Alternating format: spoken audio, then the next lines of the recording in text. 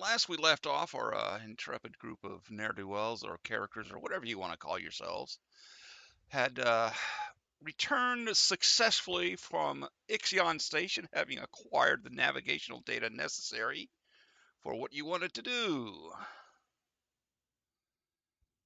You were given a brief rundown about the droid that you all had found on the first mission.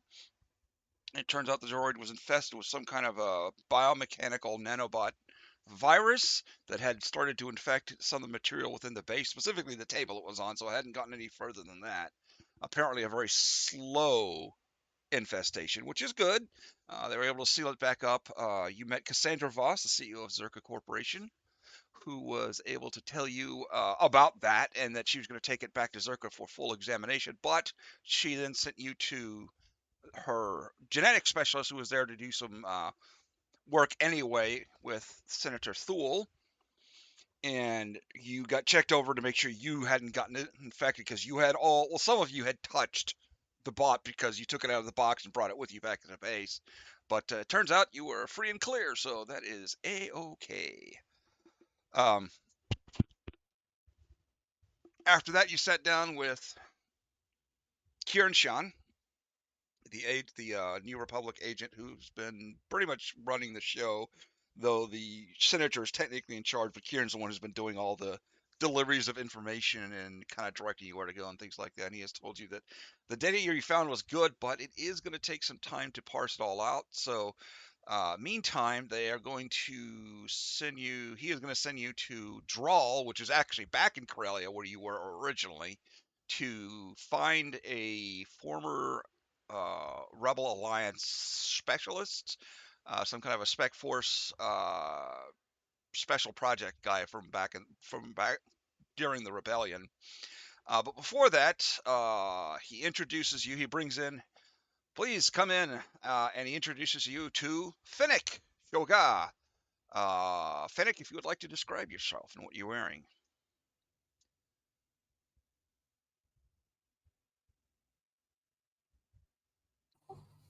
Oh gosh, alrighty. So Fennec Shoga is wearing some heavy armor, heavy looking armor, with a specifically T visor, specific to Mandalorians. Um, yeah, Not a lot more than that, I guess. not really. He's got a pretty big gun on his back. Any distinguishing features on the armor, or just pretty just run of the mill? It's fairly plain. Nothing too distinctive as of yet. Okay, and the visor is down, so we can't see your face. Yeah. Now the question is are you one of the old school hardline Mandos who never takes off the helmet or not? But I guess we'll find that out. I am an old school. Okay. All right. He explains to you that this is Division X. We don't have any other divisions, so we're just calling them Division X instead of Division 1 because, it makes us look bigger.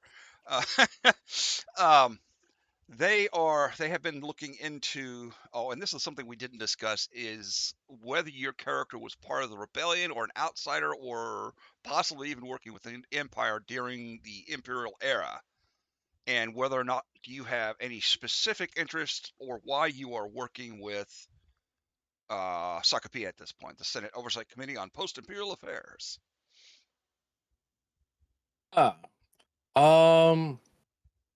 Generally an outsider, but I generally work with the Republic more than the Imperials.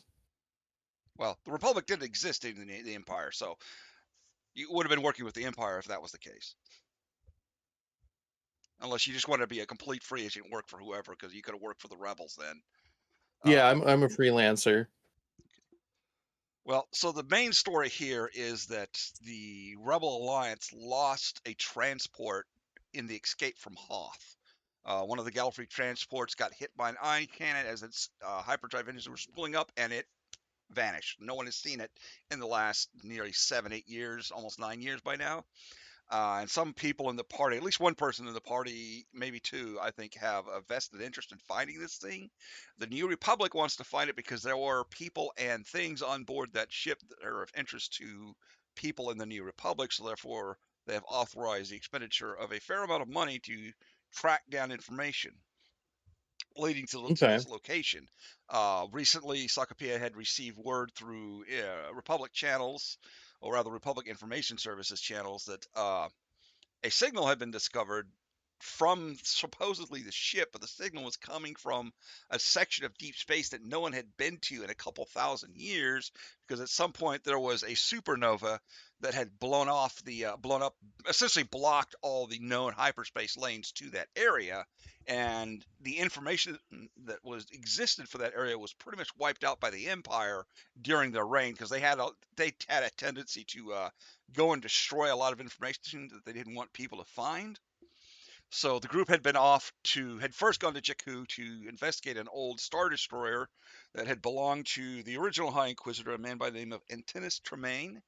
Um, and supposedly his ship was one of the oldest to have data that would pertain to that area. So they went to try and find it, discovered it had already been taken, faced down a new organization calling themselves the Order of Fear, and then learned that after walking away from them, learned that the people who had the data were an organization named Wolf and Wild, or Wolf's Wild, and they were auctioning off the data at a place called Ixion Station, which is an old, essentially the Republic, or not the Republic, the Alliance back during the Empire era, found like half a Star Destroyer, like the back half where the engines and the tower were.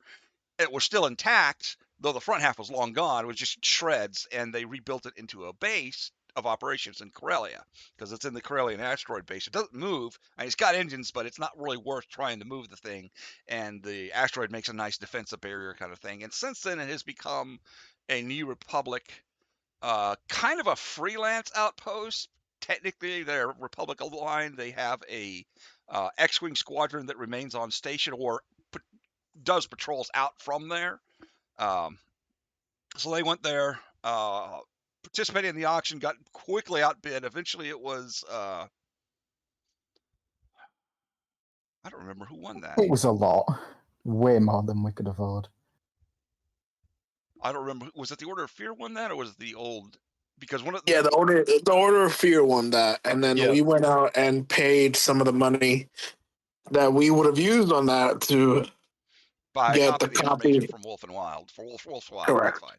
Okay, so the Order of Fear has a copy of it, so you know that they are looking for this and looking for this end destination as well. Why they're looking for it, you don't know, but you know that they are a group of former.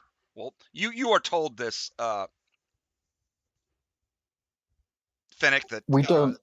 what you know of the Order of Fear is what the party tells Kieran, and it's some kind of former Imperials that are trying to build a new empire or something. No one's really certain about who they are or where they came from. But they're out there and they're building forces. So And that's Okay. kind of where we you didn't get the information from them. We got it from right. Wolf's very Wild. convincing Wolf and Wild. Yeah. And we don't know for sure that they're looking for the exact same ship or location we're True. looking They were for. looking for the same data. What they were looking for precisely is unknown, though one location has come up several times now in association with the Order of Fear, a planet known as Oricon. The Republic doesn't really have any information on what's there, but you have been advised to leave it alone for the time being until they look into it and see what they can find out. Now that you've been brought in, everything's explained. Kieran says, well, next, I think, unless you guys have something else you want to do, because technically you're free agents, you can go and do whatever you want to. But if we want to find the next stage in this process, you would need to go to Drawl and a place called the Burning Ibit Ranch. That ranch is run by several former members of the Alliance. They were part of a group known as Phantom Squadron. They were one of our several kind of black ops, dirty deeds, special forces type troops. They did all kinds of specialty stuff in the Alliance, and most of them retired to the ranch and kind of split the ownership of it. So it's kind of a cooperative, I guess. But the person you want to speak to as their kind of de facto leader is a Gand Feinsman. He has long since earned his name. He is actually Ishkander Vex Im is his name. You'll want to talk to him because as a Feinsman, he is one of a few groups of one of a few Gand who has the ability to track things through the Force. Apparently, I don't know entirely how it works, but they have the ability to track things across vast distances or locate things across vast distances. And we're hoping he can help you get more information on what's out there or how to go or where to go next. Like I said, you have to find and talk to him, convince him to help you out. He and his friends are, I mean, they're not anti-republic or anything like that, but they just kind of want to be left alone. And frankly, they've kind of earned that right. But he could be useful, even if he doesn't know himself directly. He might be able to point you in the right direction because he and his friends do have a lot of contacts out that way. So, you'll be going back to Corellia Space unless you choose you want to do something else. No, I just want to keep on going. Yeah, Jace is pretty focused on the task in hand. Real quick before we get going, since Finnick gave his description, can we go around and have everybody else do a quick description of your characters as well, please? I was indeed going to. Go ahead. Yes, so amongst the people you have just been introduced to is a tall young boy, about 6'2", but very slender. Despite his apparent height, he seems to try to diminish himself as he travels with the group. With warm skin and dark brown hair, orange eyes, he would look more or less, well, he'd slip in almost any crowd if it weren't for the fact that his face is marred by quite nasty lightning burns. He wears a mechanic's outfit with his orange jumpsuit, and everywhere he walks, he seems to be quite on edge. That's Charlie.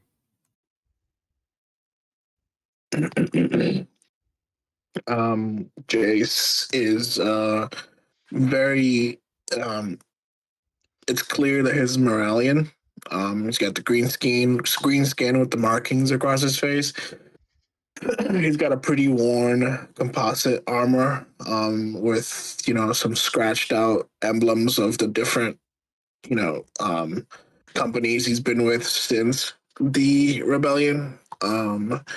And he's got a very chiseled face, some minor scars on his face, and brown hair and green eyes that kind of blend with the color of his skin. And yeah, he's far too handsome for what he's doing.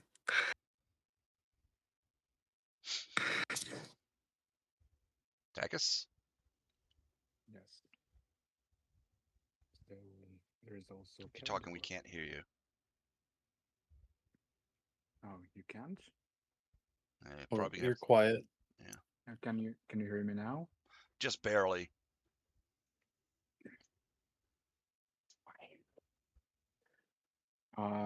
Okay, that's better. Okay, yeah. Maybe you have to turn me up a little bit. Yeah, I've turned you up as much as I can on this, on my end, so hopefully the recording will be fine, but go ahead. So you see also a Caldor, kind of like a Plo Koon for Caldor, somehow like that. Wearing dark armor and also wearing a black cape with a hood on his head, basically, and he's also wearing a belt with two what looks like maybe lightsabers or some kind of other light weapons as well. And it is quite clear that even though this Keldor is wearing a mask, he looks a little bit so not disappointed, just a little bit tired, maybe. It's quite clear that something is troubling this particular person, and it may not be sure what does exactly trouble him. Okay. One other thing of note, recent news-worthy event, and this is something your character would know about, Fennec, is a few months back there was an explosion on Coruscant. And by explosion, I mean catastrophic, nearly cataclysmic, almost world-ending explosion. A crater the size, oh gosh, what did I say it was? It was something like 100 miles across or something close to that. Basically, one of the main shafts that go deep into the planet Coruscant blew up. It was destroyed. Millions upon millions of lives were lost. Um, and you know that Senator Taris Thule, the leader here, was responsible in a way, but turns out through investigation he had a very good reason for doing what he did. It was because a monster of titanic proportions had been unleashed and the core was coming up to the surface and would have killed everybody on the surface if it had been allowed to live to reach the surface. So as of now, like the biggest news that's still cycling around is more bodies are being found, blah, blah, blah, blah, blah, blah. You can take that as you will. If you want to incorporate that as to something into your background down the road, that's entirely up to you. I'm just mentioning it as a setup for maybe something in the future. R.I.P. Pig. R.I.P. Yes, Yogi was amongst the characters that were part of that particular scenario because I ran 2 preview stories over the last year or so that were led up to those events, and then now this is the actual full campaign that takes off from there. That's just that's more of a background thing, but it may become important later on. Who knows? We shall see. All right. Kieran says, well, if you have no more questions, need any more preparation. Uh, if not, feel free to take off. Also, if there's anything else you guys want as far as specialized equipment, advanced gear, things like that, fill out some requisition forms and send them in, and I'll see what we can do about them. So basically, this is me saying as a GM, if there's items you want with specific modifications, write them up, and we'll see what they can do for you. Not everything is going to be available. I'll put up an actual form later on to request what you want, and we'll see what the challenges are for getting that particular information. Because I'd rather say basically part of this is to save on downtime for crafting things, because crafting can A, take time, and B, be quite broken. So we're going to see how this goes as a management way. So anyway, you're free to leave. Let's do this then. Yeah. Wait a moment.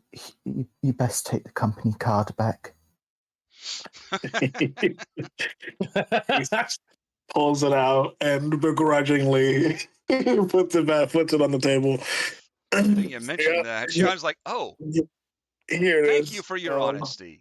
He kind of looks at you for a Yes. minute, Jason, slight sense of disappointment, then grins and takes the card back. Thanks, Charlie, for reminding me that I still had that.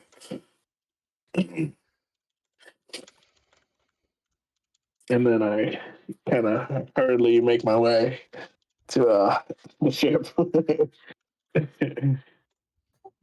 Charlie's a good boy. Yes, it is. Goddamn Unfortunately. Charlie. Republican. I gestured to Takas to follow me over into the cockpit so that, he's proven very helpful in the piloting aspects. So, Okay. Okay, we're gonna go ahead and move your ribbon over to the Dark Star, so your new friend can get an inlay of it. As soon as you board the ship here, Finnick, you are greeted by a voice from seemingly overhead, and you realize quickly it's speakers like, hello, stranger. Welcome to the Dark Star. To me, I guess. I hope you enjoy your time with us and are fully prepared for the adventures that are to come. And as the boarding ramp closes up behind you, you hear the ship starting to cycle up its engines and get itself ready to go.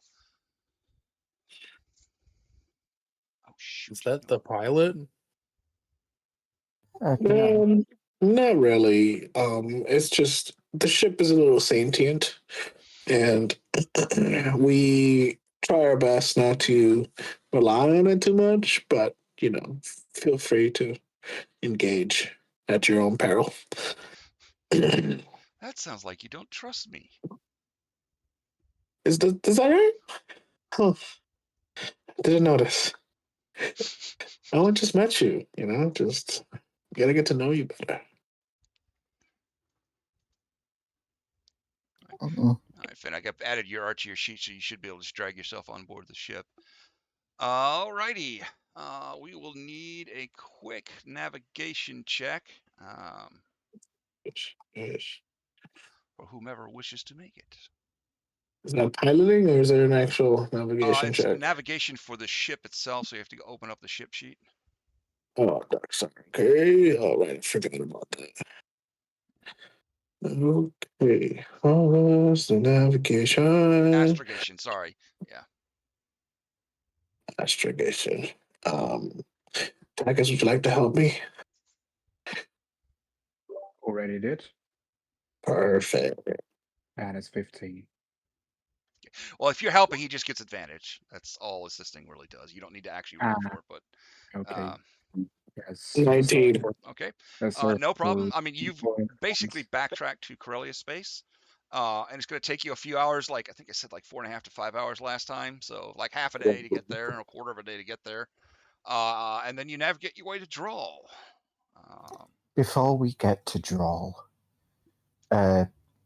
Charlie would like to do a quick scan of the ship, make sure the virus hasn't somehow worn us and then got on the ship somehow.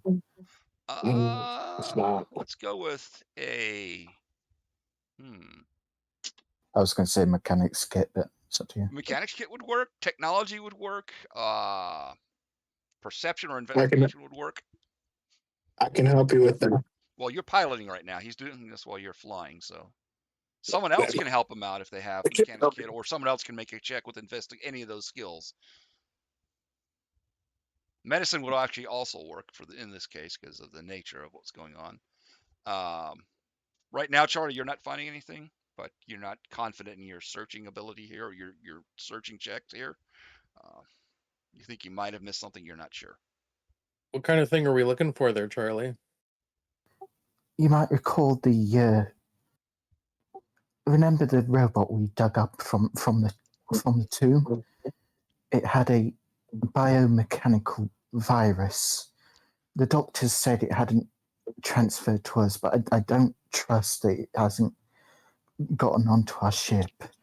I'd appreciate helping with a scan. Sure, I'll check subroutines on the ship mainframe. Okay. Ouch. Good thing you have advantage, or did that roll accidentally?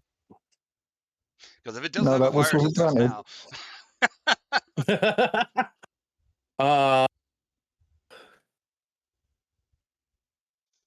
I just rolled the investigation. I don't know if that there's added advantage. if you click on the gear icon here, let me do this for you on your sheet. Actually, I did it over here on my side. Okay, gear icon. Yeah, there's a couple of different gear icons, but the one next to the one below your name, and then on the right hand side there's it says sheet type PC, then roll queries always roll advantage. You want to select that to advantage toggle, and then you want to do the same thing for whisper rolls, is change that to whisper toggle, so that way it's when you go to roll you can choose and go from there. Perfect. So if you would like Also, to go ahead. turn on your global modifier fields. That way you can add my bless and stuff.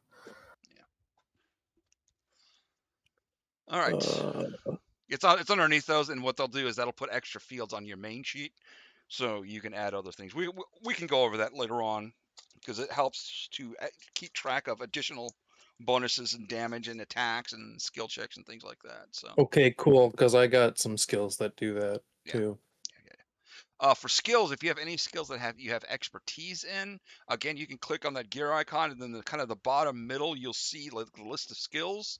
If you click on the leftmost side, it'll give you option like proficient or expertise. Just click expertise, and it will auto-calculate your expertise in there. Okay, I do not yet. Okay. All right. So, anything else on your way there?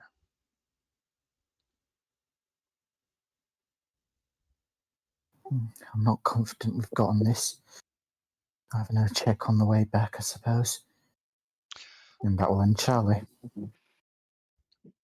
Okay. You arrive in Corellia space and start heading your way over to Drawl. You do have, yeah, you have a communication key to reach out to the ranch directly and contact them once you get above Drawl.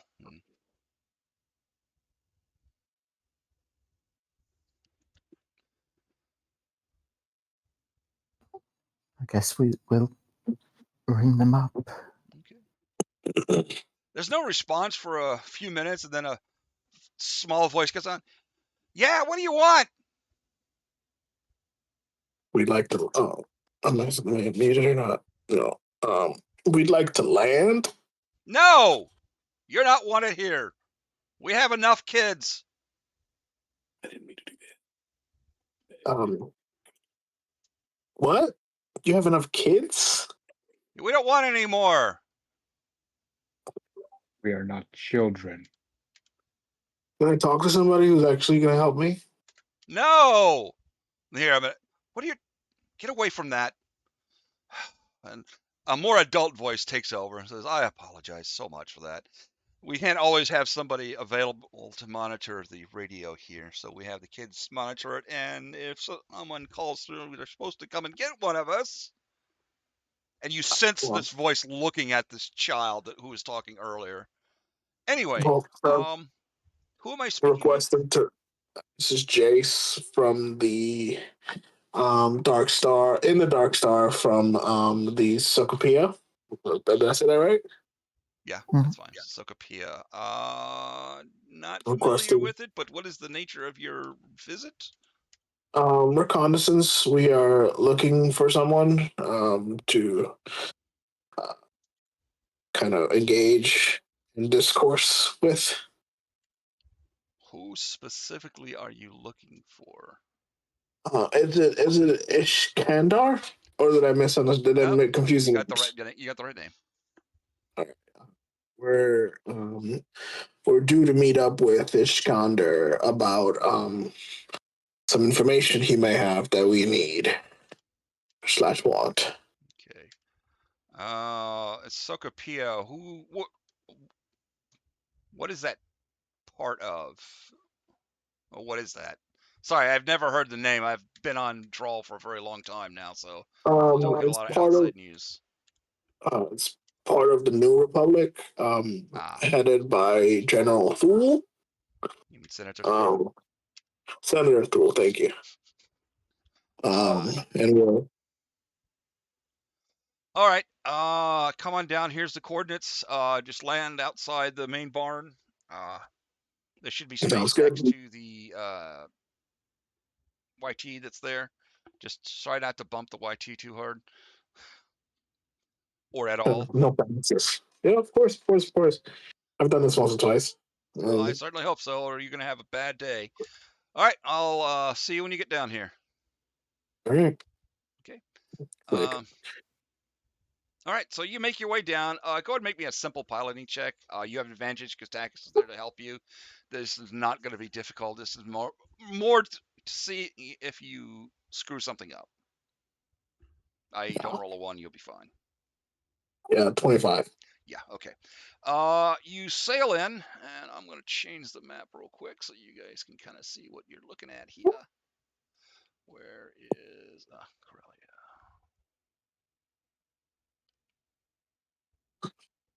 Boop, boop, boop, boop, boop. Congratulations. Welcome to the Burning Ibit Ranch. What now? the Burning Ibit Ranch. And basically, you guys are going to land on this pad over here. There is another ship parked over here. I don't have the icon for it up, but it's a YT 1300, like a Millennium Falcon type, but it is not anything like the Millennium Falcon. As you land, you can get a better look at it, and it is severely upgunned. Like its escape pods have been replaced by extra cannons, like a pair of turbo lasers, one on each side. And it actually has the pod in the middle of the mandibles, but that's been converted to be like a missile array. Oh, And it's got extra armor on top of armor. And strangely, some of the armor looks like it's made of wood. goodness me. Shortly after that, you can make your way around basically any way you want to go. But this big barn here is all closed up. There's a hangar, not a barn. I'm sorry. There is a barn back here, but this is a hangar over here. Okay. And when you get over to here, you'll be met by some people sitting around a small table there, chilling out, relaxing, talking amongst themselves. Maxing all cool. One of them is I'm gonna work backwards here. Oh wait, he's not here. Okay. How can I make the ship bigger? Huh? Oh, I can do that. You should be able to just click on it more. I think only GM can do that, actually.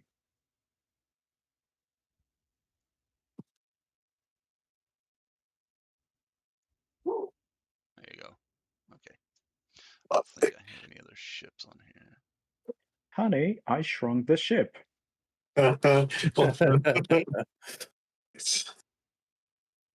All right. So you said, do we see an entrance? Do we know of an entrance? Give me a second here. I'm closing something up here because for some reason all of my fucking things just blew up on me. Well, all my windows on my GM side, all my folders opened up into Max. And I was like, what? So yeah, so you guys get over here. You see this table. There's a couple of people note around that table, beings of note. One of them is a human woman that actually, Charlie, you recognize. Is she on your list though? I can't remember who I put on your list.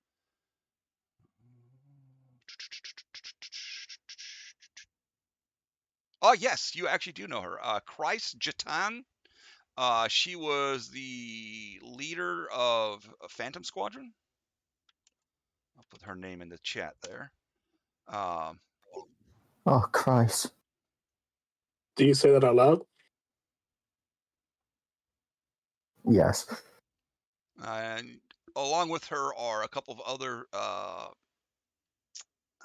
You see another human off to one side. He's got like a data pad open. He's reading. He's kind of dressed in light armor and kind of a long coat / robe kind of affair with a hood that's pulled back. Next to him is a drawl, which is a short, furry species that basically looks like, I don't know how the hell to describe a drawl. They're rotund, hairy all over the place, have big tufts of hair that come up like from their ears. He's pretty well dressed, but he is sitting there. His sleeves are rolled up. He's got something taken apart in front of him. He's fiddling with it. And next to him is what looks like a droid, one of the B1 medical droids. Not B1. What the hell are they called? Those medical droids. I'm not great on the droids. Well, he's jumped up anyway. He's changed. 21B, that was it. 21B medical droids.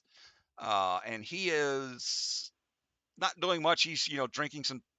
Actually, not drinking anything. He's a droid. He's kind of just sitting there looking over a data pad of his own. And the last person there is a Wookiee. Big, black furred. He's got a double-ended vibro staff sitting next to him that looks like something you would recognize from that used to be wielded by the Magna Guards. So it's one of those electro vibro staff type things. Seeing that Charlie looks uncomfortable, I kind of step in front of him so that he's a little obscured from view. Charlie always looks uncomfortable. This is nothing new. Well, fair. You do see Christ looks up when Charlie speaks, and she squints at Charlie for a minute, and she's holding a glass of some kind of alcohol in one hand with a bottle next to her. Wait, is that little Charlie? What the heck are you doing here, boy? You're way. Actually, I don't know where your home is, so I guess you might not be far from home. What brings you by here? And you brought some friends, I see.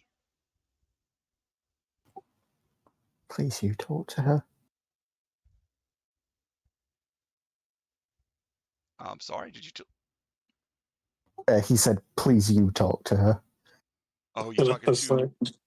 Jace, I step forward and I'm like, do we know you? Would I know her since me and Charlie's background's a little like intersects? You were Republic. You were a rebel, so you would know of her. You may not have met her directly because she was a pilot. Yeah. But you do know of her by name and face. Like you've seen her at various things here and there, so you do know of her.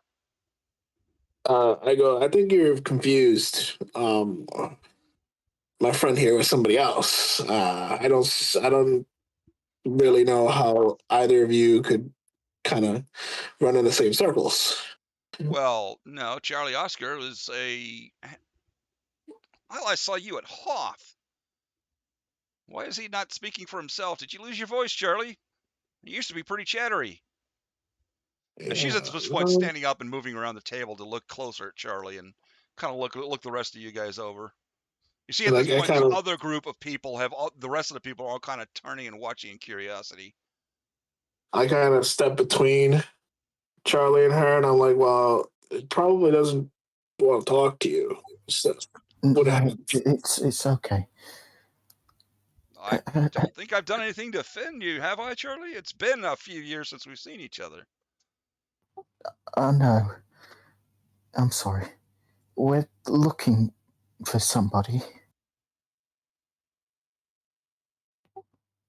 Okay. We're looking for Ishkanda Vexin. Oh, I don't think he's here right now.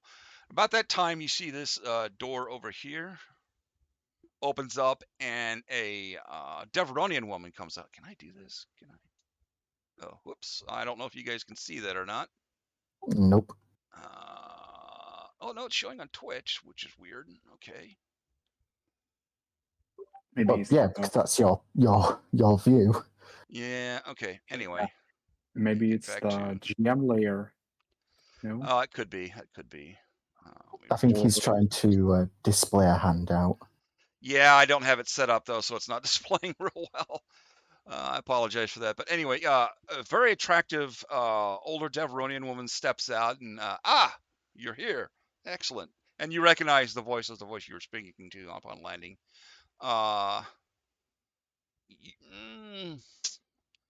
Jace, I would like you to make me a perception check, I guess, or an intelligence check for memory, unless you have something that affects your memory. Like, No perception or intelligence. You said. correct. I'll use intelligence, just a flat roll. Yeah, Yes. 20. Wow, that was a great roll. 23. You do recognize her, actually. She was also a former member of the Alliance. She wasn't directly with Phantom Squad, but she was attached to as a specialist agent. She was one of the field people that went out and gathered information for Phantom Squadron whenever they went to a new location.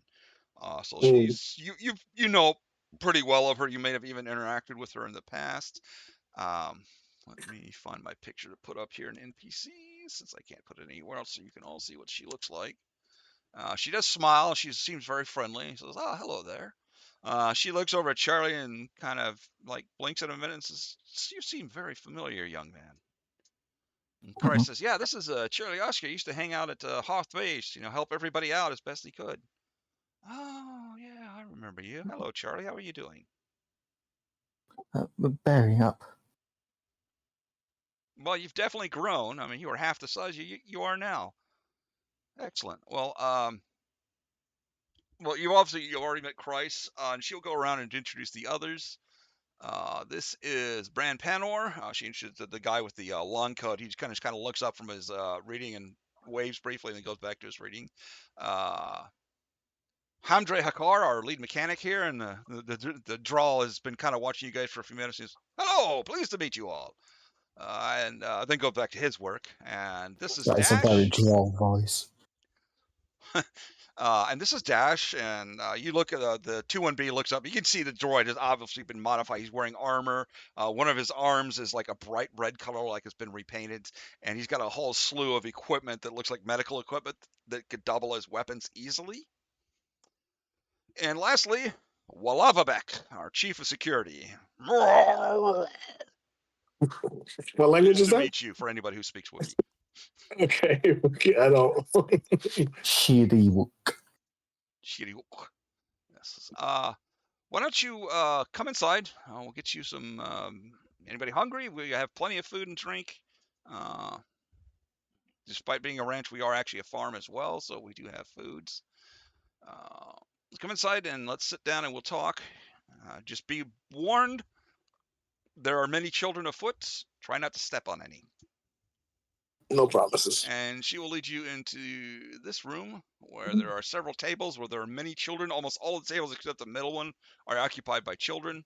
And they all look up and some go, oh, new people, hi! And some come over and, start asking lots of child questions. Who are you? Where are you from? Why is your skin green? Why are you wearing that jacket? What kind of gun is that? Where are you from? Do I Blah, blah, blah. recognize the little No. booger flicker who was on the Oh, comms? the No. voice? Yeah, there's Yeah. some young, what are they called?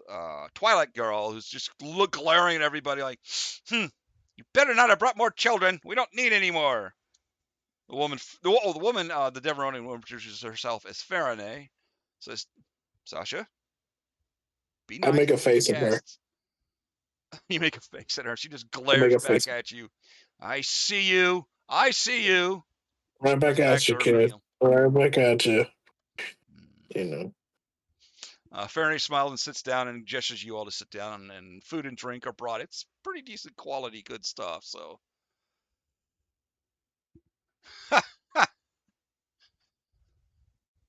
um, so, you're here to speak to Ishkanda. I can tell you, unfortunately, he is not here at the moment. He went off to investigate some reports of poaching. Not terribly far off, but he should have been back by now. I don't know exactly where he went. I can kind of give you the direction he went into. Is he in on world or off world? No, he's on world. He's just Okay. part of his self-proclaimed duties while we live here is to see to the health and habitat of the various native creatures and some not so native creatures that have been introduced over the years. So he does regular patrols, and if one of the locals, reported a group of Trandoshans who appeared to be on a hunting expedition.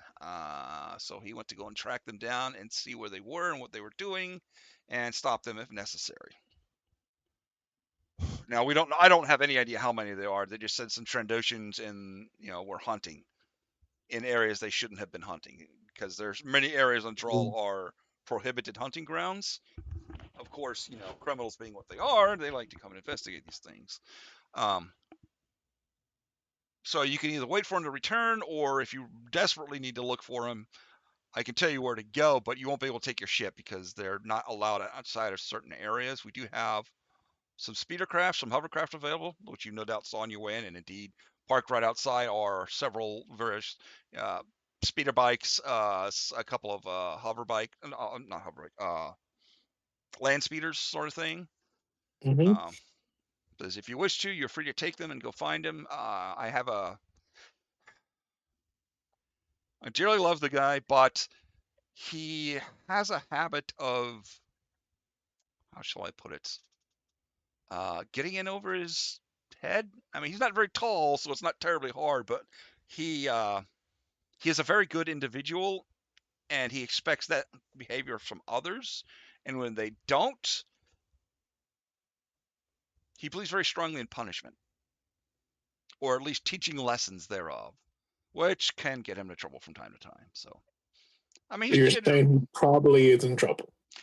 probably in trouble. If he hasn't contacted us by now, he's either in trouble or he's out of range. Either one is troublesome for us, or at least for me. Um, I guess we can go get him. Any objections, team? No, I was. Okay, yes. Yes objection or no objections? No objection.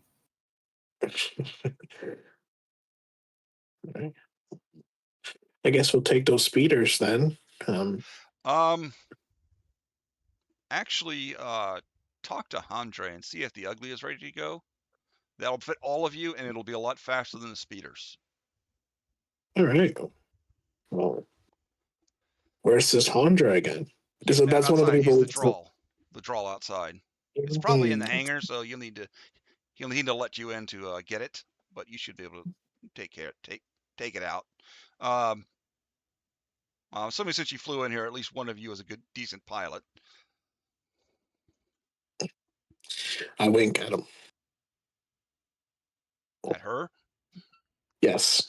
I said them, but yeah. Oh, I thought you said him. Okay. All right. Mm. Says, well, feel free to leave whenever you like, and then go talk to Andre, and he should get that ugly prep for you. There. Okie dokie. I go find Andre and kind of start setting that up. You find him. He's still outside with the others, with Christ and the others. They seem to be reliving, like, you remember that time when, and they go into this war story.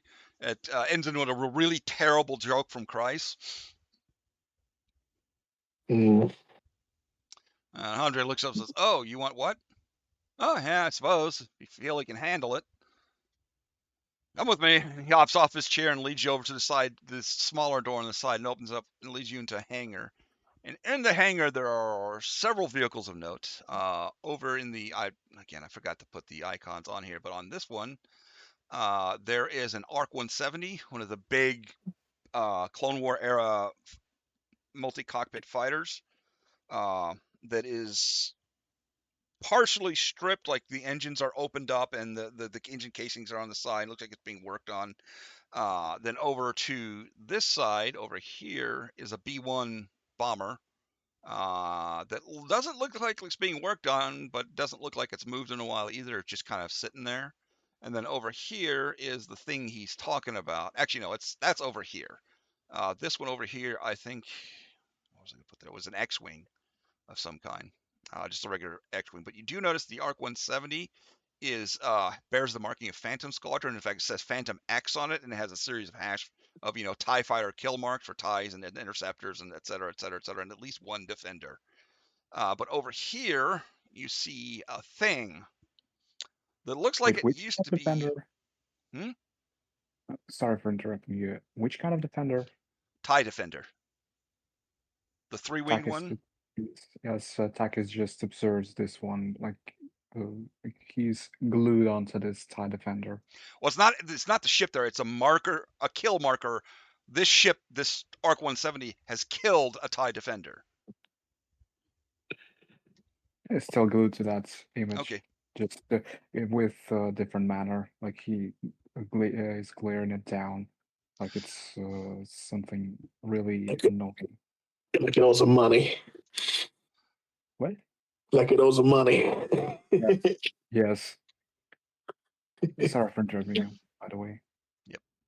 No, that's fine. And the thing you see there is what used to be a TIE fighter, or at least part of it anyway. It's like there's the cockpit window is there, but the actual outer shell is almost entirely gone, except for the lower section where there's like a strut that goes down to one of the wings. It looks like it used to be part of a TIE interceptor, except the wing is on the bottom, but it curves up, and it's got two cannons on the front. They actually appear to be functional, and then behind it there's a platform has been attached with several more seats, so there's room for like 7 people, like the pilot plus 6 others.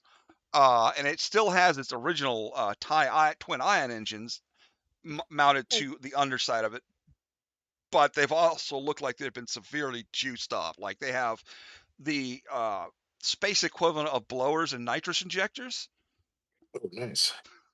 Um, Come, daddy. yeah, you can climb it. The unfortunate thing about this design is you won't be able to get assistance on the piloting because it's a single pilot, but everyone else is a passenger. So That's Andre fine. says, "Well, good luck. Try not to die, and don't bump into any of the ships on your way out." And he basically pulls out a data pad and hits a couple buttons, and the hangar doors slide open so you can get out. Lovely. Okay. So what Charlie will do is slap you with guidance before we leave. Concentrate on that. I Get a appreciate D4. Yeah, very nice of you. Very nice of you, sir. As you Okay. all get on board, Jace, you've probably flown a TIE fighter at least one or two times before in your career as a rebel. Stolen or escaped and thereof. Go ahead and make me Definitely. a technology check, if you would. Technology. 15. Okay. Yeah, you're pretty sure this used to be a TIE interceptor, but they've moved some bits around so that the wing is underneath. And basically, it's the wing, the solar wing has repulsor lifts attached to it, so it'll lift up, and it's got the original interceptor engines, which are amongst the fastest of the TIE fighters around. Which means this thing is going to scream Nice. when you open it up. Lovely. We like going fast. And yet they won't let other people's ships fly in atmosphere. I know, Well, right? technically, it's not supposed to be an atmospheric vessel. That's what John says. Yeah, it's not supposed to be an atmospheric vessel, so try not to take it above too much flight because it's not really well balanced for aerial flight. Just fair warning. If you do, hang on for your lives. You all might want to put your seatbelts on. That's why we installed the safety straps and stuff. They're not just for show. Oh no. We're in for a good time. Before you parted ways with Fahrenheit, we'll give you like the last known coordinates of where Iskander is. As I start there, you might be able to follow his trail depending on how much of a hurry he was in. Hopefully he was in a bit of a hurry, so he left a trail. Otherwise, you won't find him, but I'm sure you can figure something out. Hopefully. Thanks. All right, so you get on board the ship. Go ahead and make me a piloting check. This is straight up, no advantage, no disadvantage. This is just to navigate slowly out of the hangar unless you want to try and go at full speed out of the hangar, which I don't recommend. No, but I do have the guidance, right? Yep. Did you roll that for me? No, you don't roll it just yet. Just roll your base check first and see if you even need guidance. I rolled a 9. You said piloting, right? Yeah, you probably want to go ahead and spend the guidance on that one. That's what a D4. Can I actually help him, guide him through, with Not so much because there's no place to sit and provide him with help. Yes, but two. yes, but tell what to press or what to move, basically something like that. Not Yeah, you know what? physically, We'll go but and give it to you. Go ahead and roll again, Jace. We'll have him give you advantage and see as a former Imperial knows exactly how to pilot. Oh God. Worse. Let's go with that 11. 11. How many of the ships do I hit? Well, mind you, also keep in mind everybody starts with an inspiration. All right, I'll use it right now. That's fine. Just 12 plus 2 is 14. That's much, much better. You slowly you find yourself barely scraping past the Arc 120 and the X-wing that's there. You don't have to worry about the B-wing. It's far enough back that it gives you plenty of room. You don't actually hit anything, but you can see you're within like half an inch on either side of these ships. This thing has a lot of throttle. You should be careful with this. Yeah, you're burning on maybe a 2% of power right now to just kind of out of the hangar and then around the barn. Once you get out free and clear, you can open it up as much as you would like. This ship is disgusting. They just massacred my boy. Bring it in. Let's go. All right, go ahead and make me another piloting check. I suggest we all strap in. And because this might be fun. 13. 13. You take off. You discover that the way the windshield is set up, it's actually got more material around the view screen. It's set up so that the wind blasts past the compartment, so no one. You feel some wind, but not enough to really blow your hair back or snap you back or rip you off the platform or anything like that or out of your seats. But the acceleration is significant. You're pulling at least a couple of G's of acceleration on this thing, and everyone's like, "Oh God!" So the problem with this ship, this particular vehicle, is most starfighters have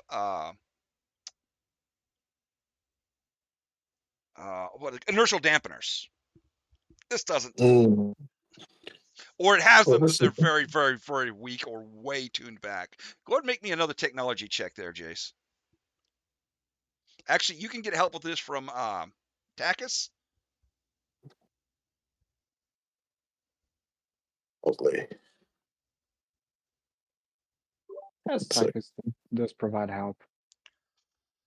Technology, you said, right? Yep. 23. You rapidly figure out where the controls for the inertial dampener are and realize they have been reduced to almost nil. So you can turn them up if you want. It will slow you down and reduce your maneuvering a bit, depending on how much you turn it up. I look around. How's the crew looking? Are they in They're very distress? tight in their seats, but they seem otherwise okay. All right, so just hold on to that and keep that for later. Just you keep going as it is. Okay. No one's complained yet. No one's complained yet, right? Nope. So go ahead and make me now a survival check for navigation since you're on the ground. I have expertise in this.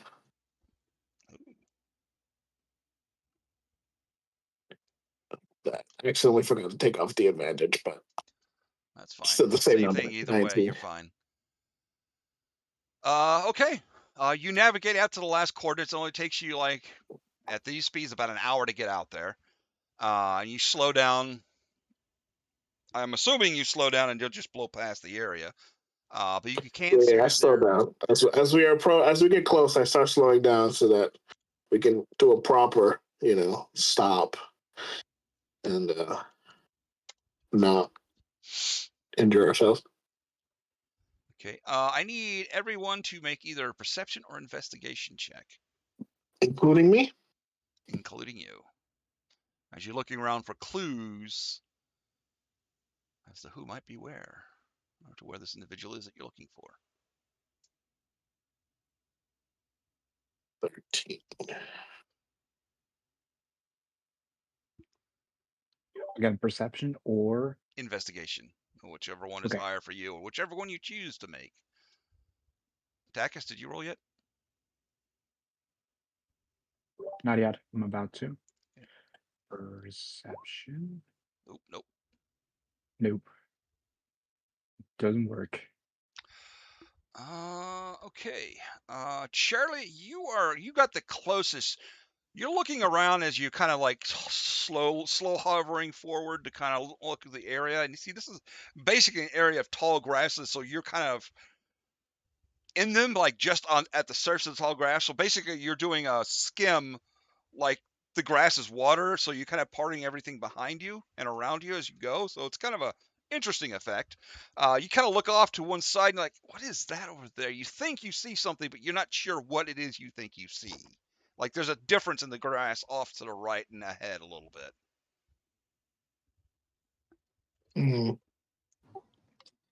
Get your Pokeballs ready. We're in the long grass.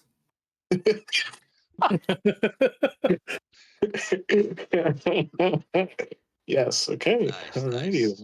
That was good. All right. So what are you doing? Well, are we at our location? Yeah, you're at the destination. I was saying you spot something off to the right a ways that you're not sure or what it is. It's far enough. You don't have a direct line of sight on whatever it is. It's a darker spot in the grasses over that way. I do inform the group. So you're gonna trundle on over there, Jace, or you guys want to stop and get out and go take a look? Or... Yeah, I'll stop and get out and approach on foot so that we're not as conspicuous. Because I imagine we have this thing going "Bah," as we approach. So, like, I feel like we should, you All know, right, so you settle the ugly down into the tall grasses and jump off yeah. and walk over to that Mhm. area. When it opens up, you see it is an opened area of grass, like someone had stopped here for an extended period of time. I need perception checks from everybody else. Perception, investigation, or survival checks. Whichever From one. everyone except me. No, you can look I have too. Now expertise that in you're survival. closer, this is taking a closer look at what you find. Oops, I forgot to turn it back on. 22 for me. Okay. 21. Okay. Okay. 19. Y'all, most of you see pretty much what this is. It's not really a campsite per se, but somebody and something stopped here for an extended period. This area is probably about 20 feet across of like mashed down plants and stuff like that. Well, you don't find any footprints that would match the guy you're looking for. You do find some disturbingly large 3-clawed footprints. Survival check, Jace. Those are Rancor footprints. Oh, he says it out loud. It's like, guys, there's fucking rancors here. It looks like it's Nice. just one actually, but Oh. I mean, one's enough. But yeah. Mm-hmm. Okay. Do I have like an idea of oh yeah, you do find a path. The Rancor's path continues further into the grasses, and you don't see any okay. others. Like you also notice that the path that comes in here is only Rancor prints, and the same thing going out. Like, you don't find any other prints. Oh, so I don't even notice like humanoid prints Nope. from It's possible that the Rancor stepped over his prints if he was there, but odds are there should be something, but you're not spotting anything. any signs of humanoid activity around these tracks. No. Well, the camp. Yeah. Yeah, it's not Okay. really a I bet camp I'm not per going to se. Like fucking stealth. whoever was here didn't stay for long, but the Rancor seemed to trample around for a little bit before they continued on, or it continued on. Well, it's possible Or Rancor might be chasing this person down. It's hard to say. I mean, that's our best option here. Our best clue. Just follow the rancor a bit. Okay. So you hop back on the ship, on the Ugly, and launch, and you can follow. You quickly. It's pretty easy to follow the long trail, and eventually you come to like a small forested area. Like there's just clumps of forest here and there, and in the distance, let me find this thing.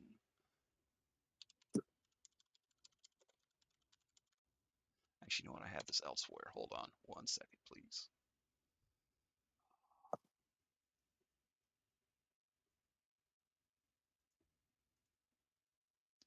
You will see.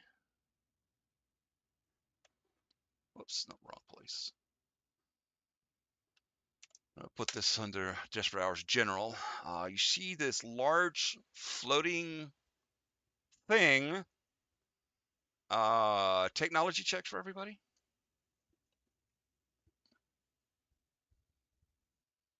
Nice, Charlie. Nice. Soft 20. Soft like me. I do want to quickly note Charlie's stuttering is in character. That's not just me being shit at talking. No, I knew that. I figured as much. All right.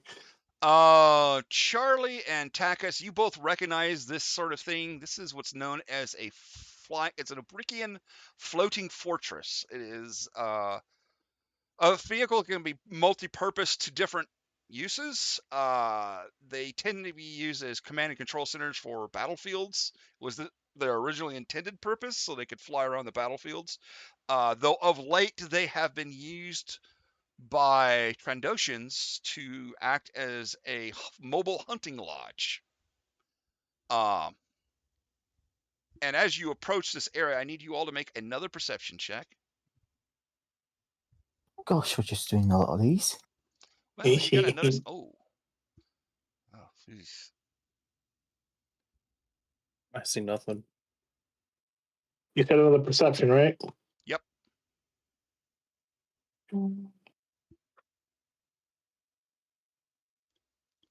Wow. 19 for me. Okay. That's crazy. You all see the flying fortress, but you don't notice anything else. Really? Not even on a 19? Nope. Wow. That Notice is. those 2d20s he's been rolling. Well, it's advantage I'm rolling with and a +10. So yeah, no, Yeah, it's rolling exactly. very, very, very well. Actually, I need to roll something. Actually, let me look this up. This is ridiculous. I sense Trandoshans.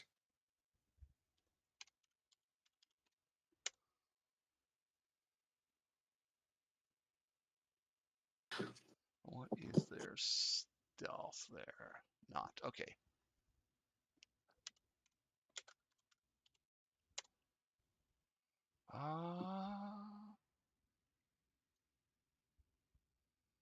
Jace, you got the closest, as you're kind of approaching this area, you can see like a large open valley, and this floating thing is floating along a little above. You can see that the ground underneath it, like whatever this thing is or whoever built it, it is definitely in need of a serious overhaul because it is expending large amounts of heat and fumes out of its underside. You can see the grass underneath are just curling up and dying as it passes over. So it's leaving this wake of destruction behind it. And do I think it's intentional, the design, or is it just old? You make me a technology check real quick. But first, before you do that, off to the side, you can see there's a large clump of trees, and for a moment you think you see some movement, but you can't be sure. It has to be unintentional. Even, well, no, it's because they're Trandoshans, it's unintentional. They wouldn't want to ruin the hunt. Well, 24. Yeah, you're pretty sure it's just in dire need of repair, and they just don't give a fuck. Or they haven't gotten around to it, or possibly it's been damaged. It's hard to say. I lean over to Charlie and I'm like, I think I saw something over there. Your eyes are a little better than mine. Could you? And I kind of gesture to Charlie in the direction of where I thought I saw movement. And I can try, but if it's Trandoshan hunters, might be above my ability. Well, no, can't hurt to try, buddy. Can't hurt to try. Let's go. Wow. You do look off in that direction, and you see a rancor in the trees, like hiding, like it's actually ducked down, hiding underneath the trees, and looking at this floating fortress, which is really unusual behavior for a rancor. They're usually pretty aggressive and moving towards targets, but this one's just kind of sitting there. But on your total of 30, you realize this thing has a harness strapped to its back, and there's somebody sitting on top of it, looking in the same direction. Can I pull out my spyglass and see if I see it? Once he points you in that direction, you can see that there is indeed a Gand on top of this rancor. And he has a, what the hell are they called? The binoculars, the macro goggles, or macro binoculars, and he's looking through that at the floating fortress. Okie dokie, that's one problem down, and no, 50,000. More to go. Okay, well,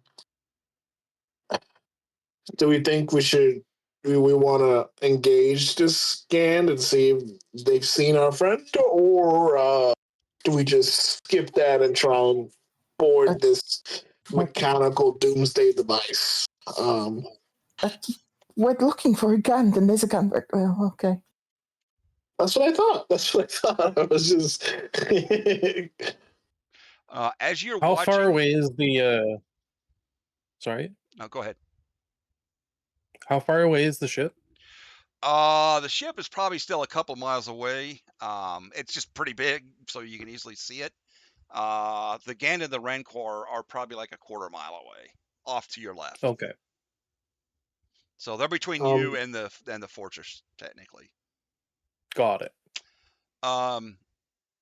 As you're looking at him, Jace, you see his head turns and looks at you, and then a moment later you hear it crackling on the comm for the ugly. Who's that? Perfect. Who's on board my ship? You don't look like you're from the ranch. Well, actually, we are from the ranch. We came from the ranch, and are you Ishkander? Because we're looking for you. I'm sorry, I forgot his voice for a second. Yes. You're from the ranch and you're with the ugly. Did Faraday send you? That's not quite right. We're with Sokovia. We're with the New Republic. But you came from the ranch, so Faraday must have sent you. Approach slowly I'm not and keep your from the engines Republic. as low as possible. I don't want to attract attention. Sorry. And stay clear of my friend. Okay. She's a little skittish this time, right now. Gladly. I wonder why. All right. Do you want to make your way over there slowly? Mm-hmm. Yes, please. Okay. All righty. You get over to them, and you can see indeed there is the Rancor looks to be an adult, full-size Rancor. One of its arms looks like it's been partially replaced with a piece of cybernetics. And it turns to look at your ship as you approach, and it kind of glares at you. You see the Gand on top of it, pass it on the head, and then hops off and walks over to you. And he kind of points off to an area and says, "Just park it over there." And I do. Okay. This is so. Who are you and why are you here? The name's Jace. We are with the New Republic. I already forgot why we're here. The ship is really fun. We're just here. Remind me, I'm sorry. It's just so many things happening. You're here to pick his brain for information on finding this lost area of space of the galaxy. All right, because he has the ability to track things over long distances with the Force. Got it. Because he's a fine sir. We want you to take a look at some data. We're tracking a ship that was lost half a decade ago. The area of space was cut off by a supernova. It's well, yes. We'd We really like require your expertise. And Well, I'd love to help you, but I apologize, but these Trandoshans are a very large problem. I need to get them dealt with. If you're willing to help me with them, I will definitely. We'll get back to the ranch afterwards, and I'll help you out as best as I can. But I am definitely going to need assistance because there are far too many of them for just me to handle on my own. I suppose I could call in the authorities, but that's not nearly as much fun. I see. The problem And is getting up there. Well, I can jump a fair distance. My friend can't, and yeah. can we take this little rickety monkey up there then? We I know. could, but somebody would have to stay on board to make sure it doesn't. Well, I suppose if you could land it on the deck, that would be sufficient. I think I could do that. All right. And then we have. Can we strap your friend to the? No, To it's the. not big enough. Yeah, no, Just, she'll have to stay here. And he walks over and puts a hand on her, and you can see he kind of like lowers his head a little, and places his forehead against like her lower jaw area, and taps her a few times, and then she kind of and sulks backwards and sits down and just kind of turns to watch the fortress some more. He's like, "All right, let's. Anybody have questions before we go?" how many? You said there were a lot for you. How many would we be engaging? Just asking. More than 20. I see. Most of Any them, kind of the bulk of them are going to be regular tradition hunters. They shouldn't be an issue for much of you. But they do have a hunt master and what are they called? Well, it's a good thing I have a Takis. and so I think we should be okay. They have some elite warriors, and they also have a Tadashak with them. I understand. Which anyone would like to make a lore check? I have expertise in that too. I'll do that. Yes. I'll also do that. Yeah, I'll also do that.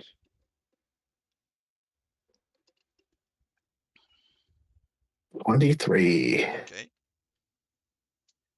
13, and I'll also use my guidance. Okay. 16. Yeah, 16 and above is sufficient. Tadashak is a Trandoshan title for bounty hunter, but it means more than just a regular bounty hunter. It's a Trandoshan who has gotten a certain number of kills while they're Mm, a member of the guild, the bounty hunters guild. I see. Meaning they're kind of like a legendary bounty hunter. Legendary. What's so So- legendary about them? Was that Fennec that said that? What? Excuse me. Can you repeat, please? Was that Fennec that said that legendary bounty just now? No, I think that was Takis. No. Oh, No. sorry. Yeah, that was Takis. Okay. Sorry. Yeah, we have attackers. It's fine. All right. So he heads over to the Ugly and jumps on board and says, points at you, Jace. I guess you're piloting this. You can continue to pilot Yep. it. And he'll basically Yep. stand behind your seat and hang on to it. Okay. Well, In what's races. bold?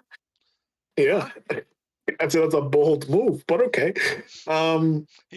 He would smile, but he doesn't have lips, but he just kind of looks at you and nods and says, I've done things like this before. All right. Would that be a piloting check to see if I can get it up there? It will be a piloting check to make sure you can. Getting up to that height is not a problem. It's a TIE fighter. It's controlling it and into a landing that doesn't crash you all that is the difficulty. I mean, what if I want to crash it up? I'm kidding. I turn to Charlie. I'm like, hey, a little bit of your sauce would be nice right now, bud. Just in case, you know.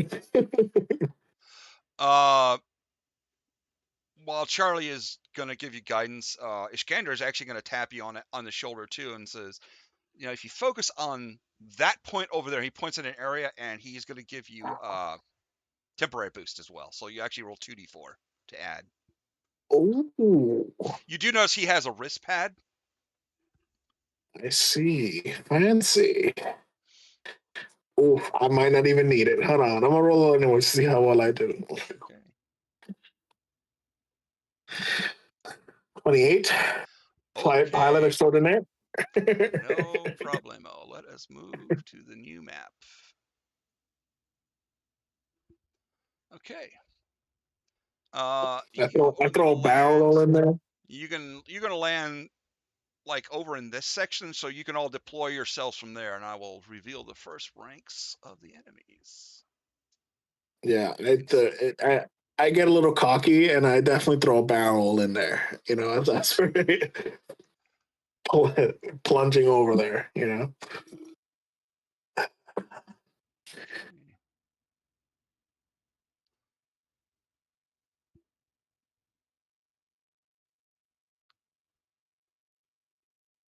Now,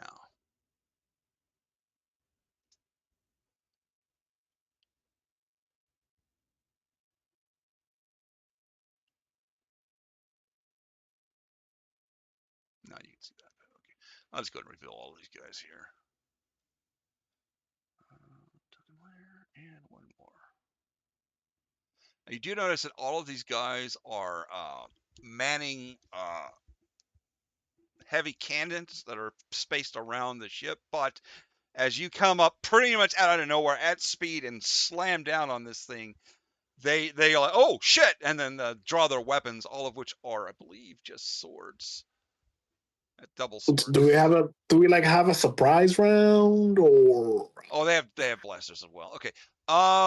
Not so much because they did see you coming at the last second, but you're still gonna get to go. But we're gonna do initiatives here. So let me just pull up the turn order. Boop, boop. So make sure that you select your token and before you click on the initiative, which is on the top middle of your sheet. For those who do not know, Is our Gand friend in initiative with us?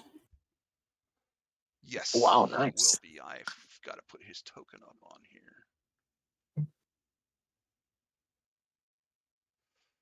Well, at least one of us rolled high. Yes, for real. Oh, I need to change the layer back to.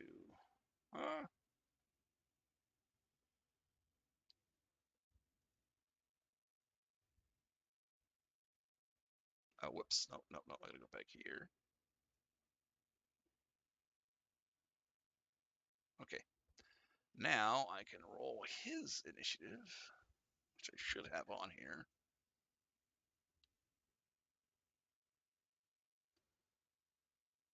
Didn't roll great, but that's okay. Oh, BKB. Everybody is up. Let us sort in a descending order. Oh, well, it looks like the new guy's up first. Yep. And there are plenty of targets for you to engage. Mm-hmm. Target-rich environment. Yeah, most of them that I can see are a little close. So first things first, I'm going to activate my sharpshooter's routine. Okay. So everybody within 5 feet of me gets to add half their intelligence modifier, or half my intelligence modifier, which is 2, so it'd be 1, to their first attack roll.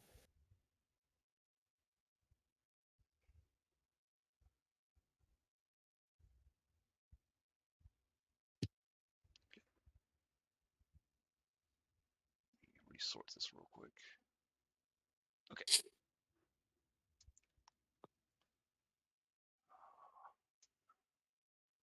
All right. So you're doing that. Are you doing anything else?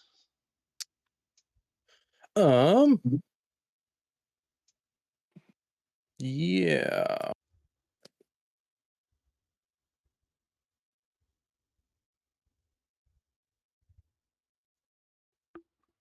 I don't really want to run in.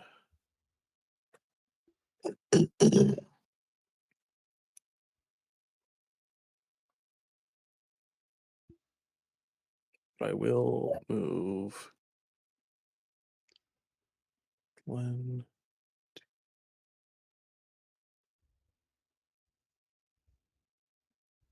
to there, going around Jace.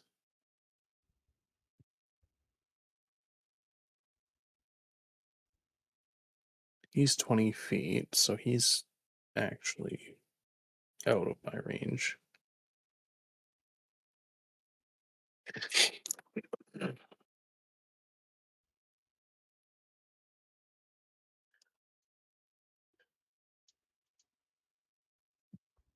Okay, that one's 40 feet. I will take out my holdout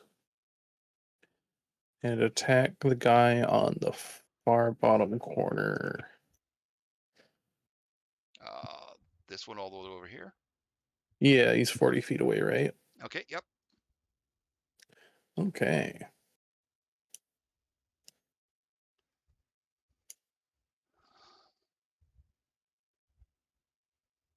That hits. Perfect. Rolling So damage. just click on where it says hold out and it should roll the damage for you. Oh, okay. There you go. So 14 damage on him. Okay. How did that work? It should be 1d4 plus 2. It looks like this is not. Oh, okay. Weird. All right, so 5 total then. Okay, that's different. Yeah. Try that. Okay. Well, you probably just rolled again, like to attack with the Yeah, bless. Yeah. Could be. that All must right. be it. Anything else? I have a bonus action still. Okay. Same target. to use my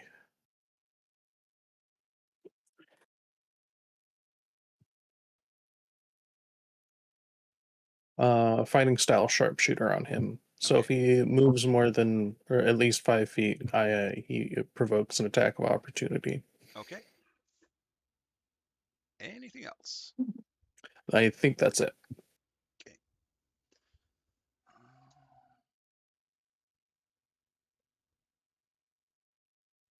All right. On 19, things you see move that you do not know about. Oops. Why am I not selecting? Oh, I gotta go back to token layer. That's why. Okay.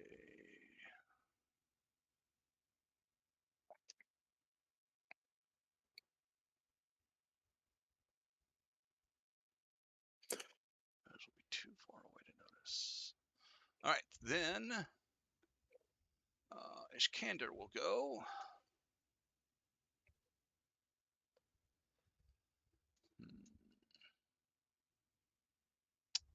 Let me look at.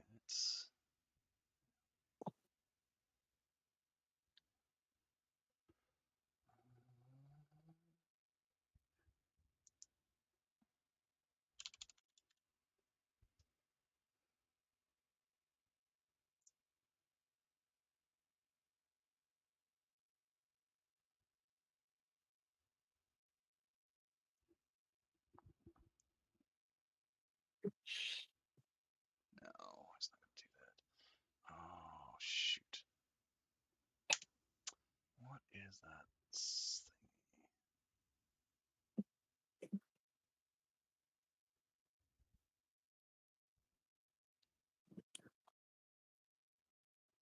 Okay, no.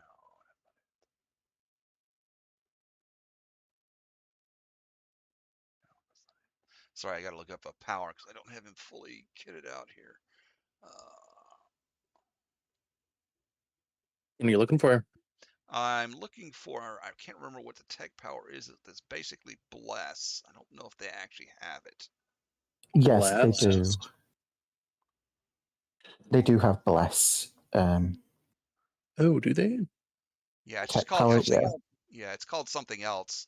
And trying to remember all the different names for these things is a bit. Basically, he just taps something on his control pad, and you're all affected by the equivalent of bless. It's called Stack the Deck. Ah, there it is.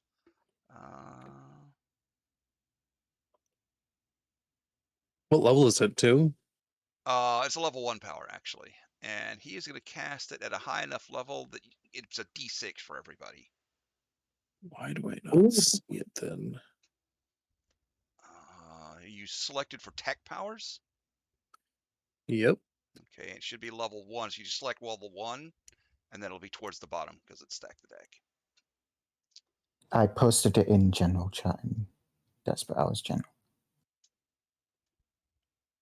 All right. And then he is. Let's see, what else can he do? I know what's going on. I was only looking at the first page. Ah, yes. He is going to mark this dude over here. And then he is going to pull out his bow and ready it, because that's all of his actions for this turn. Okay. Next up is Charlie Oscar. For the first time, Charlie is going to bring up his Saberstorm. So Charlie reaches into one of his pouches and throws a grouping of needles into the air, which instead of just clattering pointlessly to the ground, begin to orbit lazily around him. And then, did you all do any damage to this guy? The guy all the way over here, yes, he did do damage to him. Okay. Oh, I won't Not bother the guy with that closest one. to you. The guy furthest away. This guy over here took damage. yeah, I did that. Took damage.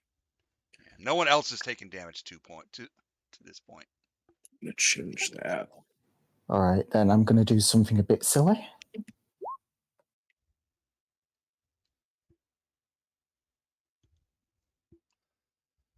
Oh. Oh no. What did you? That's a force push. DC 14. So he has to make that. That's what strength save. Okay. Yeah. It is indeed. And he fails. He is pushed 5 feet away. Oh! Nice, dude. That's awesome. Want me not to piss you off, Charlie? Roll me, if you would, please. 60-10.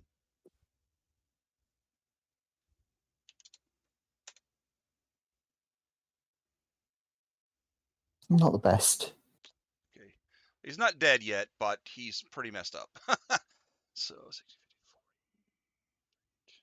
50, he is definitely out of combat, however. Actually, you know what? The way he's falling and where he's falling, you all hear a shriek of agony as he catches fire from the engine output. Oh, Crunches to the ground, both his legs broken, caught on fire, desperately trying to crawl out of the path of destruction, but yeah, no, he's out. Let's mark him up. Yeah, Char's getting a little vicious there. yeah. Oh, God damn it. Join the dark side. Yeah. It's too soon. It's too soon. He's got to rise his Never Wasn't I too power late. supposed to first, go and to the then voice you pull him hall? down. Never too late, though. All right. Come to the dark Anything side. else, Charlie? He's only supposed to go to the voice hall. Alright, end of turn. Okay. Then it is Jace. Who's on deck? Fennec used the rifle, yeah? Yes. All right. So I am going to use a superiority die to use commanding strike and give Fennec another attack. He used a holdout blaster, just FYI. What's that mean? It's a very small blaster. Mm, Oh, It's the shit. dagger of blasters. Wait. I just realized what Yeah, you're happened. giving me another attack. I am. But if you Okay. don't have the range, then I won't. Honestly, I'd save it right now. Okay. So I won't use it, and I'll just attack myself. And I'll shoot this jet here with my blaster rifle. And I have that D6, right? Doesn't matter. Yeah.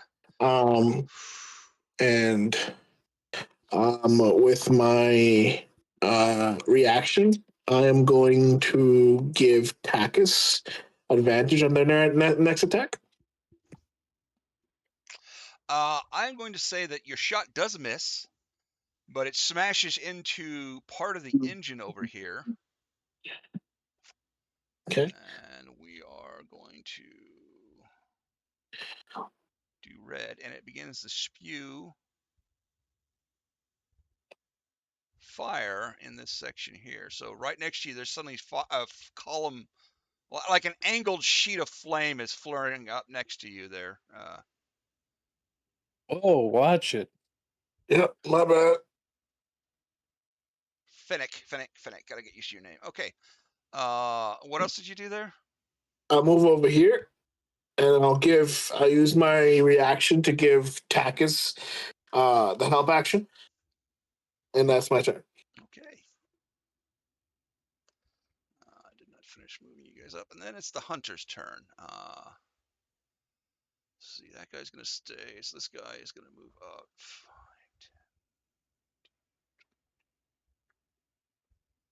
10, 30.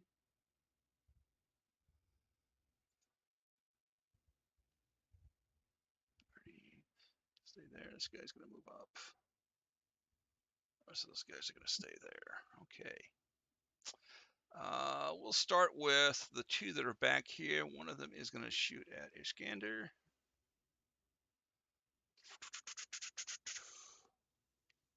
Misses. The other one's gonna shoot at Jace. Hits. 21 to hits. Hits. Yep. Does it let me roll damage? It does not. Damn it. Which is dumb. Okay. So just 4 damage. Oh, I guess it did roll it. Okay, yeah, 4 damage. Then the one you tried to shoot at will also, well, yeah, he'll also shoot at you because he doesn't like getting shot at by soft skins. 12 misses.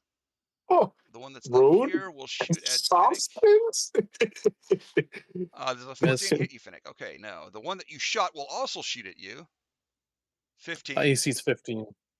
Okay, so 15 will hit. So I should be able to just click on that for Okay, so 3 attacker energy wins. damage. Ping, ping. Cool. Okay, that is all of them. Oh, I moved that guy before I was ready to move that guy. Oh, he was all the way. Oh, never mind. Okay, then we are to Takis with Finnick on deck. More Takis, you have advantage in your attack. Question. I've got a question. Is this the leader of these guys, or No, he's on your side. That's Iskander. sorry, His name yeah. is actually there, but that's fine. Yeah, no. This one's He's leader. you can't quite see that guy from where you're standing. Mhm. I'm just putting him there for right now. So the targets are available are the ones from you can see from your angle, which are the 2 up here and the Mhm. one down here. Yeah, you can't see this guy at the far back either. Mm-hmm. Mm-hmm. Okay, so 1, 2, 3, 4, 5, 6. Anyways, Takos will move to this side still, to this tradition, regardless. Okay. And Finnick sees that Takis walks slowly past him, reaching his hand into his dark cave and takes out his lightsaber, which ignites in red color. Oh. And Takis does attack this particular tradition. With advantage. Yep. Definitely And hits. 25. Nice.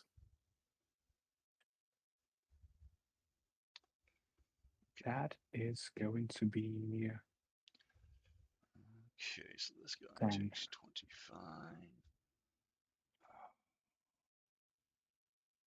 I think. Where's 25 damage coming from? He hasn't rolled the damage. Oh, Yeah, I only see okay, go ahead and 3 roll your attack damage. attempts. Roll your damage for the first hit. Okay, try to roll for damage again. Okay. Should be just clicking on the title for Light No Dutch, and it should. I Okay, there tried. you go. Yep. So, Okay, so 12 damage. okay. Anything else? Tassis, try clicking on it in the chat.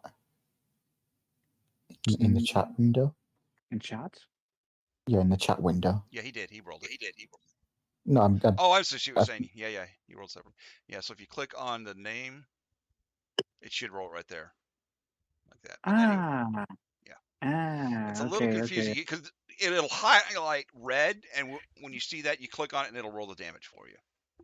I just forgot about that because I have It's been a while the since we played, so no worries. All right, yes, anything else from Takis? I don't think I have any bonus action actually, so yeah, if I do actually. Okay, we'll run. Just not do. Nope. Nope. Nope. Nope. Nope. Nothing from Takis here. Okay, so then we are back up to Fennec. Okay.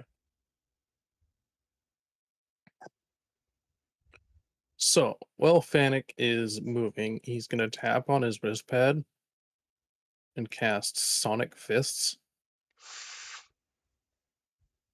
giving me a natural weapon. Does 1d10 sonic damage. Excellent.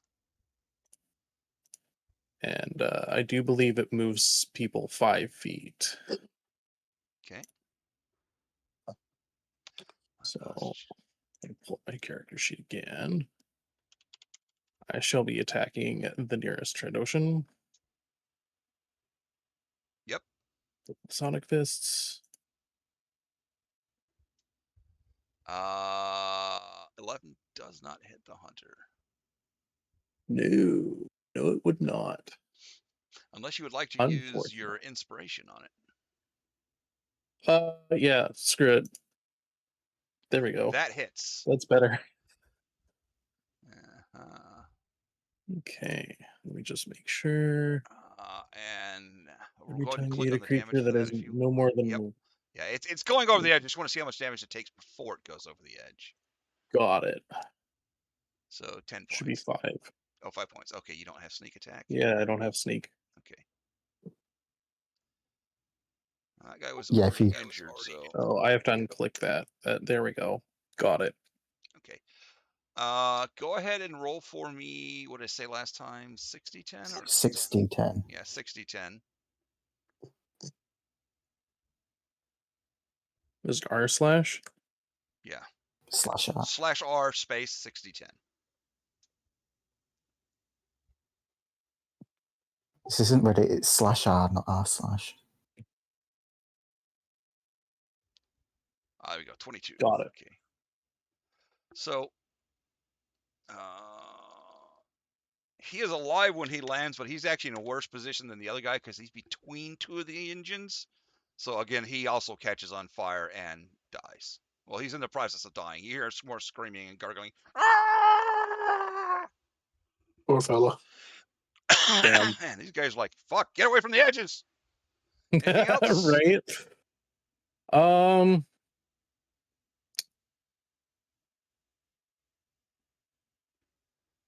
No, stay by the edges, guys. It's safe. Right. Anything else? Are you still thinking? I'm thinking.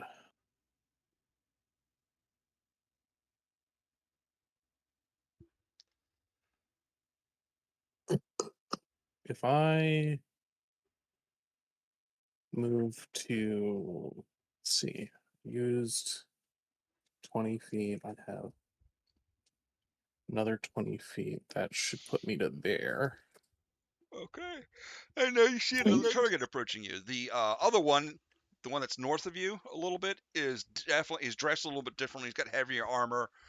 He's got a great sword in his hands and a heavy blaster rifle of some kind on his back. After everything that's just happened, are you sure you want to stand so close to the edge? Yep, we're fine. Maybe.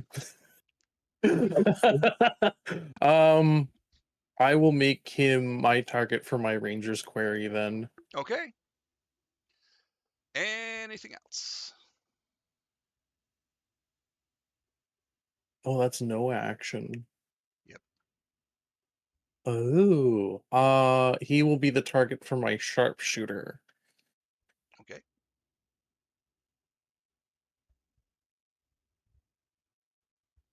And that will be it. Okay. 5 feet. Yep. 10 feet. Take your shot before he gets to you. Perfect.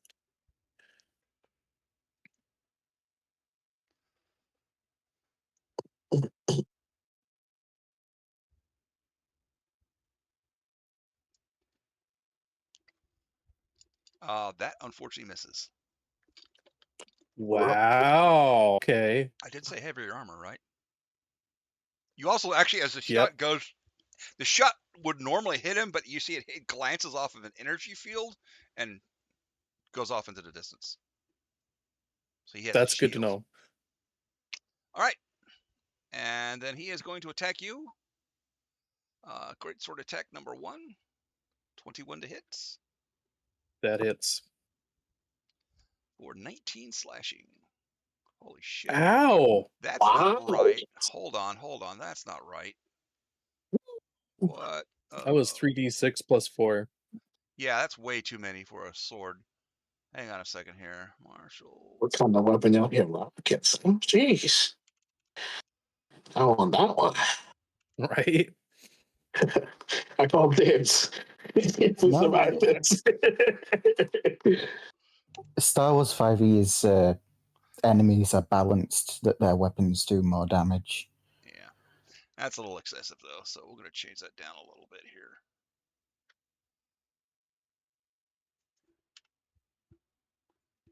Star Wars 5e seems funky. It can get really broken. That much I will say.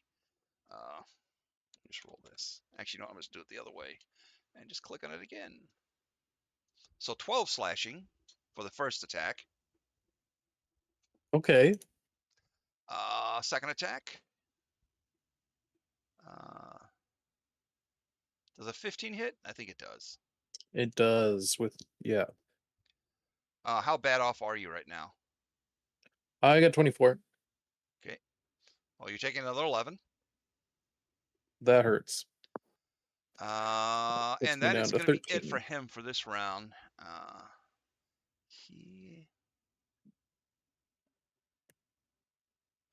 Oh. Oh, that's why he was doing the extra. Okay, we'll just say it does it to this one. Never mind. Okay. That is it for that one. However, the door over here, there's a door over here, opens up. Let me just clear a spot here real quick. So Takis, you'll be able to see a little bit up the corridor here that opens up. And you see another one of these big guys comes out. Or not bigger, but better equipped guys comes out to attack you with his great sword. Hello there. General Kenobi.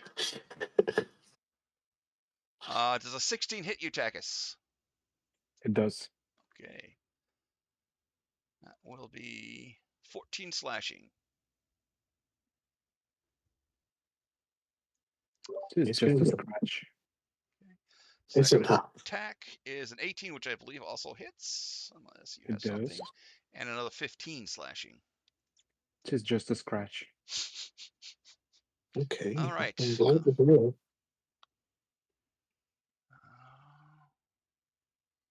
Oh, I forgot to move. Iskander fires his bow twice at these two guys, and they both die. Why can't I?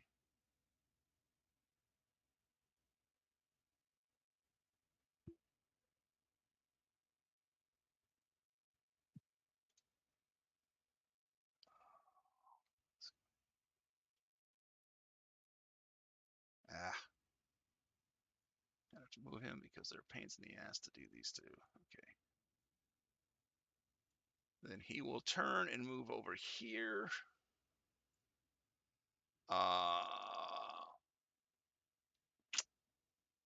Bonus action. Let me look up.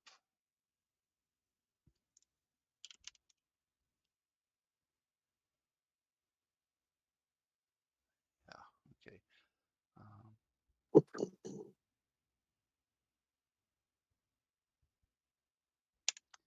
for the first level spell.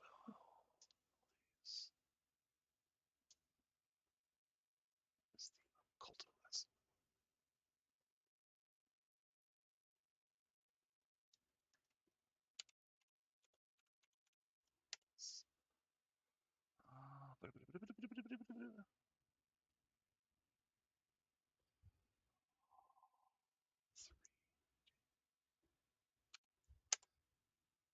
Takis and Fennec, you will both heal for 12. As he, dashes something across his wrist pad again, and basically two little darts of energy green energy shoot out. One strikes each of you, and you each heal for 12. Nice. And that is his turn. Nice. Charlie, you are up.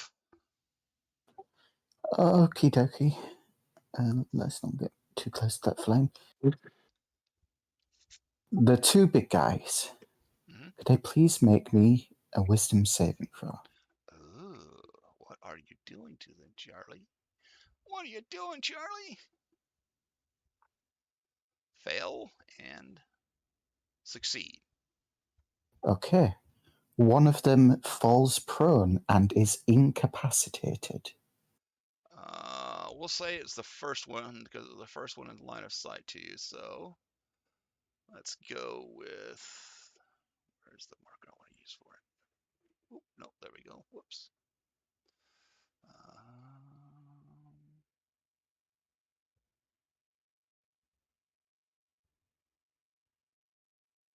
No, no, sorry.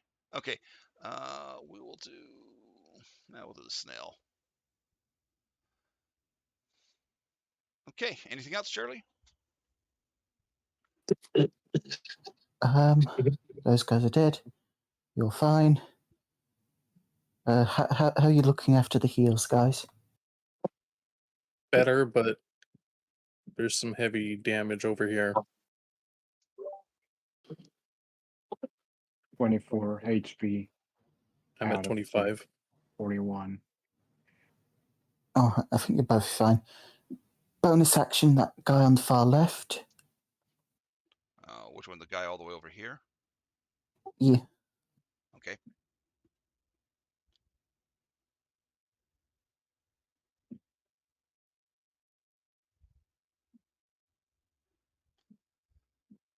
Force, push, pull. And that's a strength save again. Mhm. Did that not roll? It did not. 12. 60-10 for me, please. That's very good. Disadvantage to a flying That was very fortress. good. We're not doing great on these D10s, are we, boys? Yeah, but dude, getting them out of the battle. So I don't know where you sound he's upset. still, he's still gonna die from that because he's again right next to the engine. These poor unfortunate souls. You're more as he lights on fire. Okay, anything else, Charlie? Let's not get too close to the flaming engine.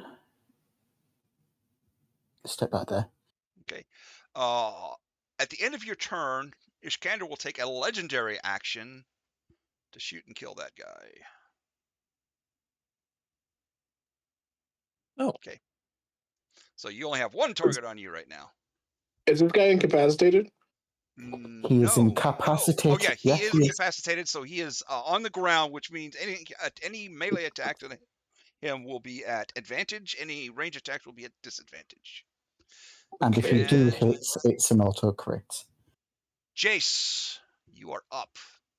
I immediately use my bonus action to give an attack to Takis right here on the incapacitated guy. I'll use a superiority die for that. All right, Takis. An advantage against an already incapacitated guy. Mhm. Okay, thank you. So, anything else, Jace? Did he attack? I just wanted to see the damage. Right, yeah. Jace, I'm sorry. Go ahead and take your attack there, Takis.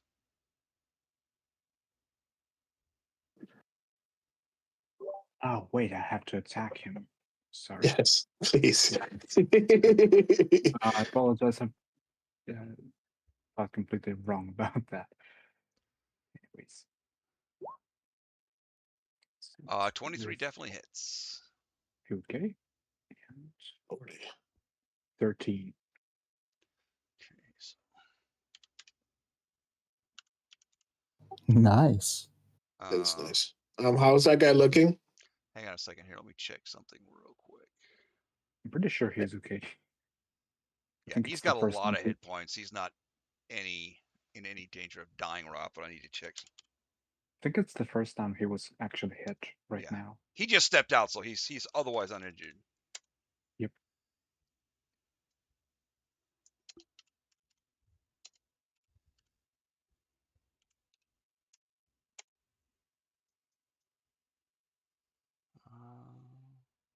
Okay. Yeah, it's not an auto crit. It's just auto advantage. Yeah, I got it confused with unconscious. Okay. Alrighty then. I still have my action, and I'm going to shoot this jet here with my rifle. Okay.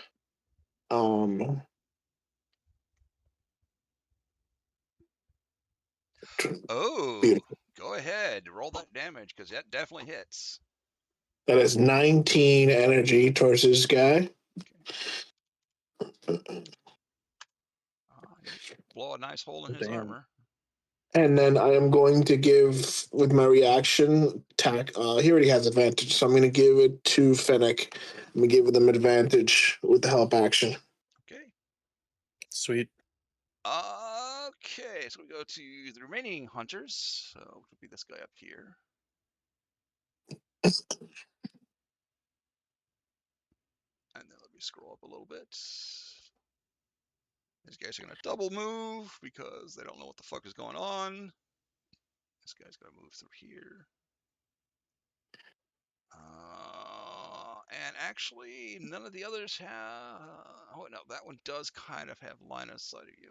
Okay, so one of the hunters is going to fire at Fennec with his blaster rifle. 9 misses. The other one's going to fire at Charlie. For 15, does that hit you, Charlie? It would normally, but due to his saber storm, it does not. Okay. Ooh, nice. So Bounces I'd off say one of your this, needles. yeah, Alrighty then. I gotta move some other guys here. You do see another one come out of a side door up here, Takis? Actually, I'm gonna go ahead and do a little more reveal.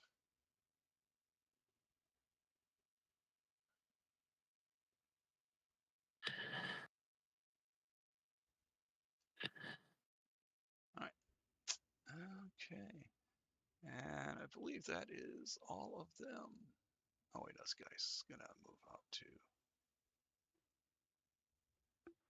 Okay, cool. All right, so that's all of their movements and actions. I don't. Yeah, he'll take a shot at you, but I'm going to give him disadvantage on his check because that's a angled shot. Misses. All right. Now we're up to Takis. There's a victim lying upon the ground in front of you. Yeah, but does Antagonist does an Definitely attack? hits. Wait, Well, oh wait, no, he's on the. Oh, that's only a I 16. It does not hit him. Oh wait, no, that was no him no attacking you. Never mind. yes, I haven't rolled yet. I was about to say I was confused with my own dice. Unfortunately, Let's 21 go. will definitely hit.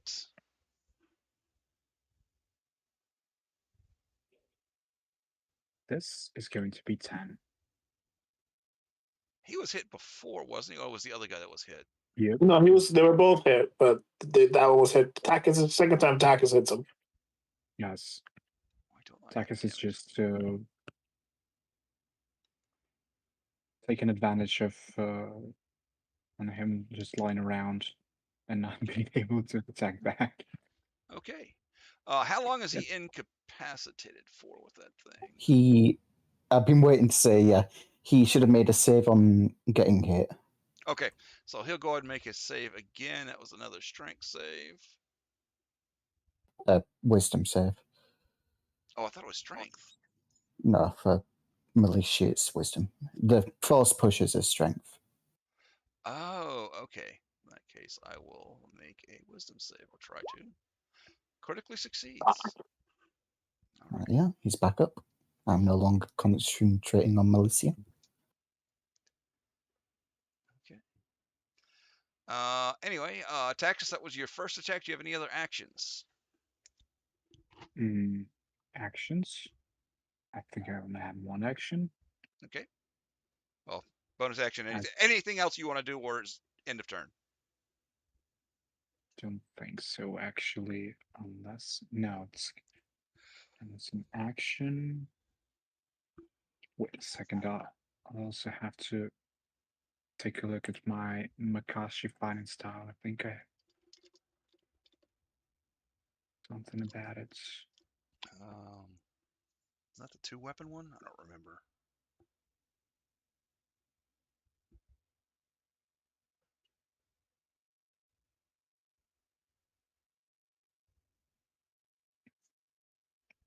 No. It's only applied if someone is close to me hits.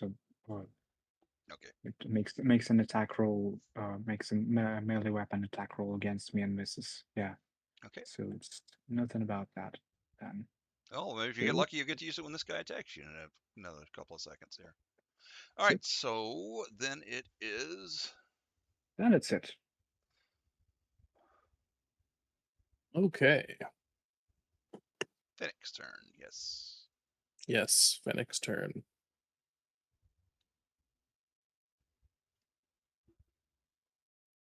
So I will attack with my Sonic Fists with advantage.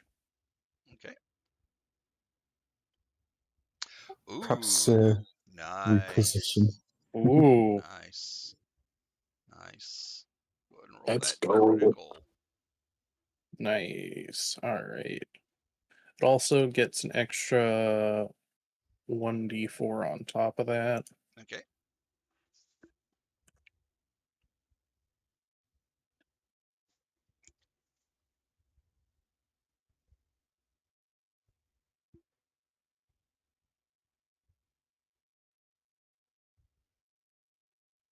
So only 2d4.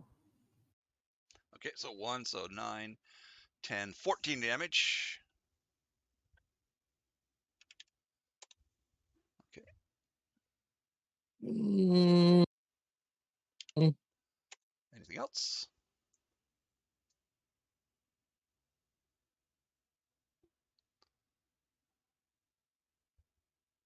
Can I see the guy over there? Which one? All the way up here? Yeah. Yeah, you can see him. He shot at you, but he's got a little bit of cover. Okay. How far away is he? Let's take a look with the ruler. He is 35 feet. Hmm. Okay, we'll sharpshooter on him then. Okay.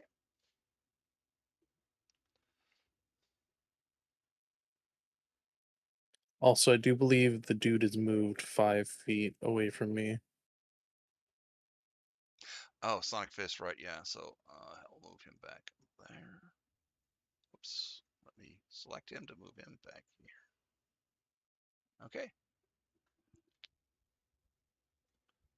Anything else?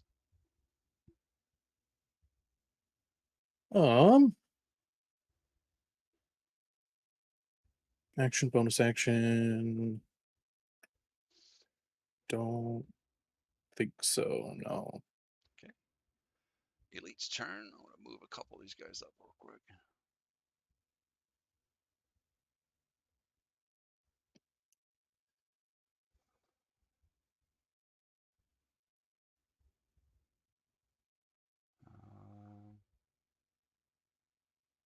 This guy's going to step over here.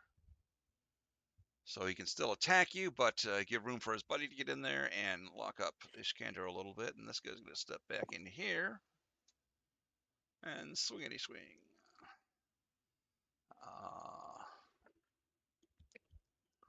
I believe a 12 will miss you there, Fennec. Yep. Second swing. Whoops. I'm using the wrong weapon, but it's the same. Oh, no, it isn't. It's a different attack roll, but that's fine. So in that case, he won't have stepped back. He'll just stay there and shoot you. Okay. 23 does, I believe, hit, though. So Yes. 12 energy. Okay.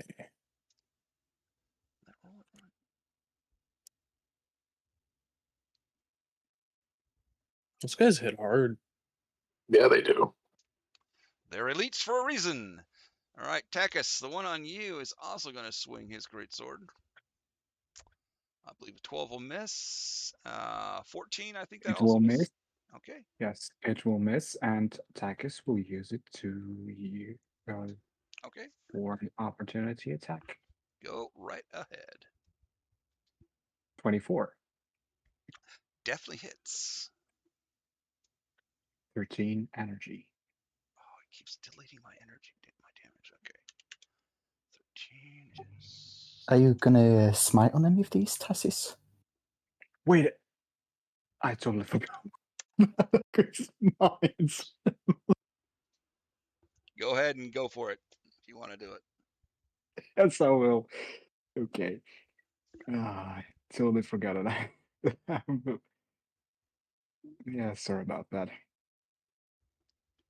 I'm technically playing a paladin. Yeah.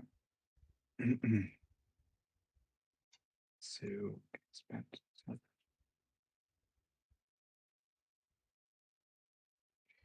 Uh, um,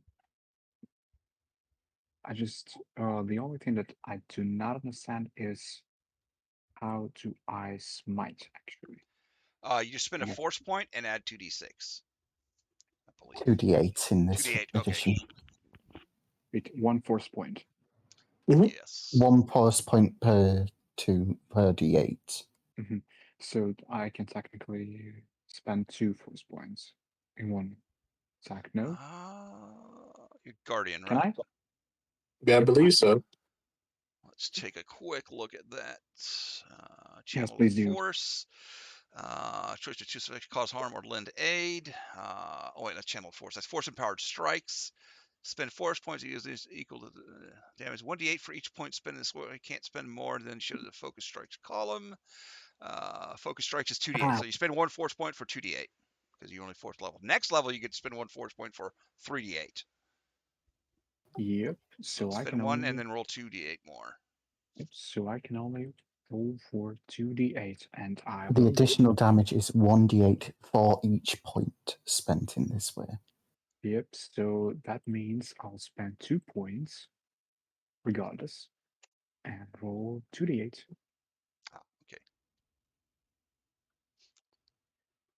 Oh, it's somewhat. Wow.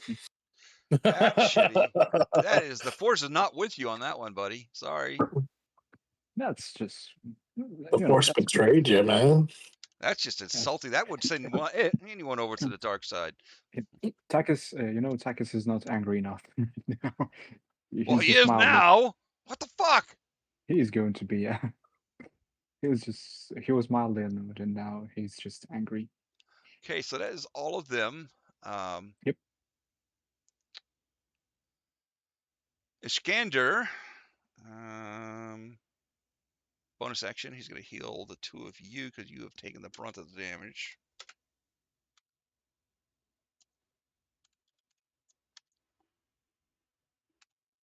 Yeah, unfortunately, it's not really his strong suit, but you'll each, Takis and Fennec. Fennec will each heal 11. Thank you. And you see as he does a little data pad thing, 2 more beams of energy shoot out.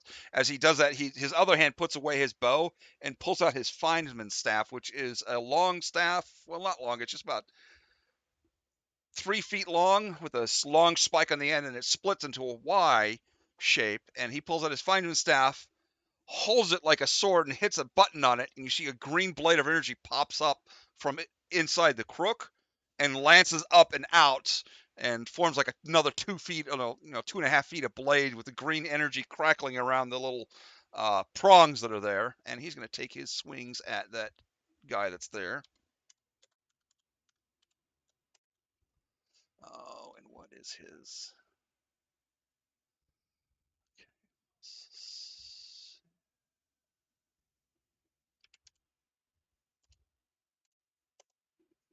Uh, 18 plus 20. Yeah, definitely hits. And I'm going to go ahead and make his second roll.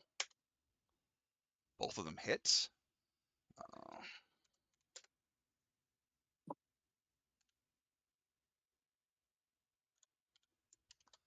Neither of those.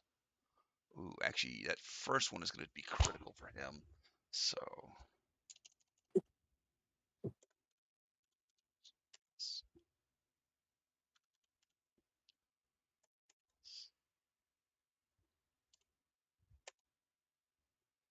Oof.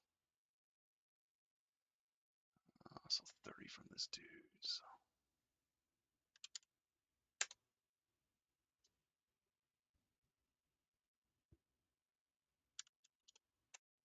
The second swing is just going to be normal.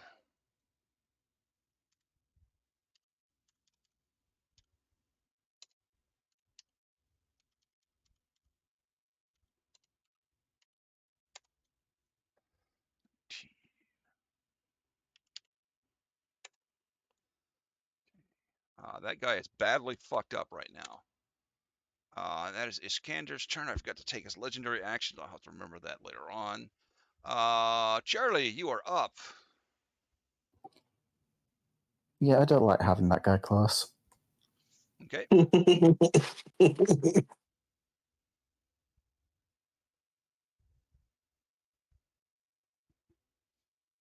Strength save.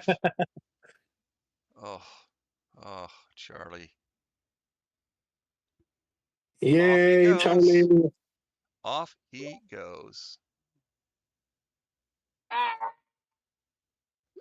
Going to roll 60, 10, 36. Okay. As well as the Fortunately, he does 48 not from catch fire because, oh, he did take, oh, that does actually do damage. Neat. So that's going to be here. It's going to be. That's not a bad roll. Yeah, it's not at all. Yeah, Fortunately, he is in the middle, so he doesn't catch fire from the engines. But he does finally, break his this is legs. supposed to. He does break both of his legs and is screaming in pain, but he's not on fire and not dying. Finally, this was supposed to be the non-lethal solution. I didn't want to hurt him. Charlie the Destroyer. Anything else, Charlie? Yes. Yes. Hmm. Bonus action, force technique on a shock needle. Okay, who are you For hitting? 26 to hit on the guy next to Ishkandir for 11 damage and a dex save. Okay. And a dex save. A dex save? How dare? 19. He succeeds, so he only takes the 11 damage. Okay. Anything else after that? Nope, but I will remember that I had force technique applied to that man. So Okay. if he doesn't move. Alrighty. Oh, wait. Hang on. Let me just remind myself. Is force technique the one where they have to move or where they can't move? Don't know. I'll just put a little skull on him so we know he's got something going on there. Oh, if they're willing to move. So that's probably not going to go off. But oh well. Yeah, well, he may not willingly move, but he may die regardless, because there are two people next to him that can easily wipe him out. All right, anything else? Okay, no. So Jace, you're up. I will use my bonus action to give Iskander an attack, Oh boy. and I will use my reaction to give him an advantage with the help action. Please do that again. He doesn't need the advantage. You might as well give it to somebody else. Oh, he doesn't? Okay. I'll hold on He's to it for already now. rolling with advantage. Oh, okay. Well, yeah. I'll wait for it. And then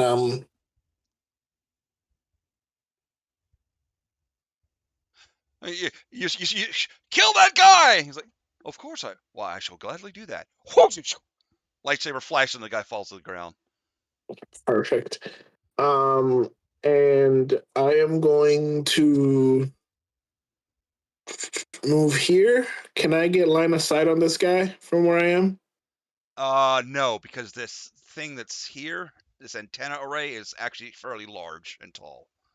Okay, so you I'm can gonna try and shoot him, but you would be at disadvantage because of cover unless you have something that skips cover. No, I'm gonna go around because I have 40 feet of movement. Now I should be able to see him. Yes, now you can see him. Alright, so I'm gonna shoot him with my blaster and miss, Okay. and I will give Fennec advantage again with my reaction. Okay. With the help action. All right. Anything else? That's Do you it. not take disadvantage for being under range? Huh? No. No. Okay. There's only one way to get disadvantage from being under range. It's by being right next to them. The normal range, the 105, is where you don't have disadvantage. And On the then 420. between 105 and 420. So go over 105 and you'll have disadvantage up until 420, where you can't hit at all after 420. Got it. Come on, people. Sorry, give me a second, guys. Here I have some people I need to ban real quick. Ban them all. All right. Anyway, the hunters go. That's a delete. So 5, 10, 15, 20, 25, 30. Okay. This guy will move over here.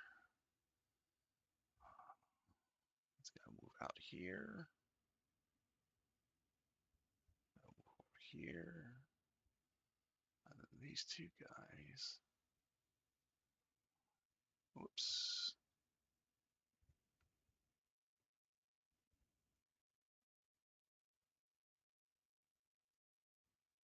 That's everybody there. Okay, yeah. Okay, cool. All right. Takis. Well, actually, let's go back the other direction. Yeah, those two hunters are going to shoot at you, Fennec. Yep. 10 Miss. misses and hits. 16 hits. Okay. For 9 energy. 9 Okay. energy. Yes. The other two, the one that's at range is going to shoot at you, Takis. I believe a 23 will hit for 5 energy damage. Yep, and Takis applies his Soresu, or Soresu, fighting style to half this damage. Okay. The other guy is going to attack you with his double sword. 16 to hit, I believe hits. It For does. 4 slashing. Mm-hmm. And then he is going to do a backup swing with the other end of the double sword, which is also going to hit regardless, for another 4 slashing. And that means 10 total. Those two guys have someone in between them. They can't shoot past him, so they are going to be done. And it is your turn, Takis. Yep, so Takis is getting angry that his skills are being stolen from him. So he moves here and just runs up to this elite Trandoshan to attack him. Okay.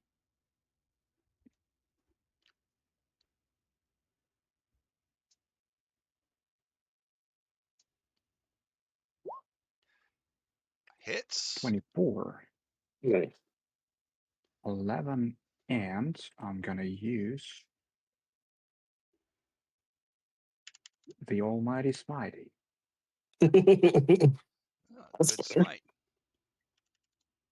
Well smote, sir. Well smote. Anything else? Nope. Okay. I don't think I have anything else to apply to these guys. Okay. As a bonus action. Let's Wait see. a second. I can actually use my bonus action to heal myself. With a channeled force, yeah. There you go. Yes. Yes. Oh, yeah. It's your wisdom. Yep, equal to my guardian level, which is 4, plus my wisdom modifier, which is, I believe, 3. So that means 7.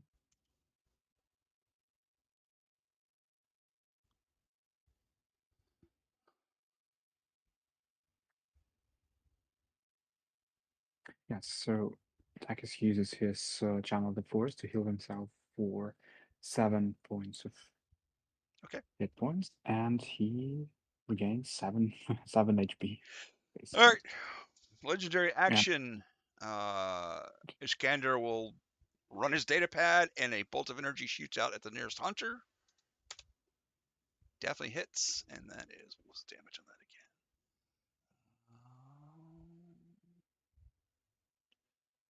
46. Okay.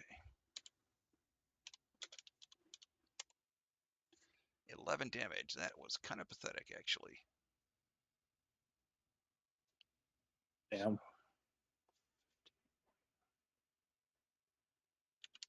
But that hunter is now glowing with a green energy light that seems to highlight all of his weak points, i.e., anyone attacking him has advantage on the next attack. Lovely. Cough, cough. Okay. That was those two hunters. The two hunters that are over there already fired. Alrighty. So then we are up to Fennec. Your turn. All right. Please. So now that I know that about ranged weapons,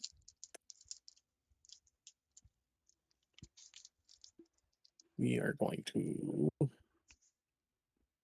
attack with advantage with my railgun on the elite. Sorry. Why didn't you use that from the beginning? Sorry, gee. I thought it would need to be farther away. I see. That's Yeah, right. he thought he had disadvantage within 150 feet. Oh. Right? I'm like, how do I hit with this thing? Oh. All right. Who are you shooting at? The big guy? Yep. That misses, unfortunately. What? Did he get blessed at the start? Oh yeah, you did. So go ahead and roll another d4 on that one. So actually, that's That's gonna hit. six. Your minimum is gonna hit. So go ahead and roll damage. Okay, cool.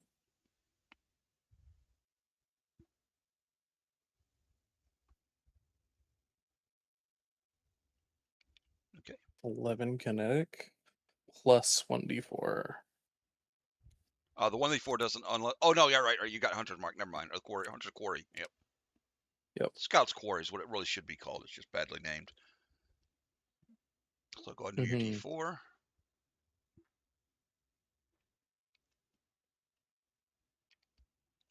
And can I activate my shooter's routine more than once? At the start of each of my turns. Yep. Yeah. So I could.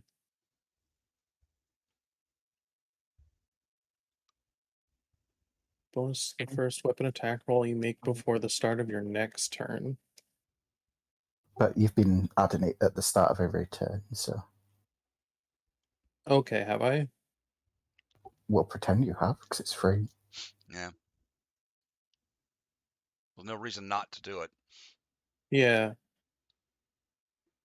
Okay, so it's the attack roll. So I'd get a +2 to my attack rolls So then. you definitely hit. Go ahead and roll the extra d4 for your Hunter's Quarry. Cool. Just making sure. So that'll be an extra 2, making it 13? Yeah, 13. Nice work. He is injured. Anything else?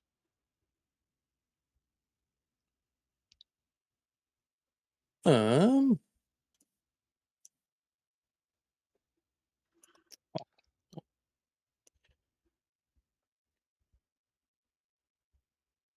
You could mark him and pull back out of his line of sight. Force him to move, and then you can attack him. Oh no, he'd still have line of sight. Yeah. And he'd have to be more than 30 feet away for me to. Yeah, put my thing okay, on fair him. enough. But I can move 10 feet to there. I think I still have line of sight on the far back one. Yep. Just barely. Yep. Perfect. Barely. And he will be the target of my sharpshooter. Okay. Anything else? That will be it. Okay. All right, the Elite Warrior. Boop, boop, boop, boop. remembers he can regenerate and heal some damage. So does this one.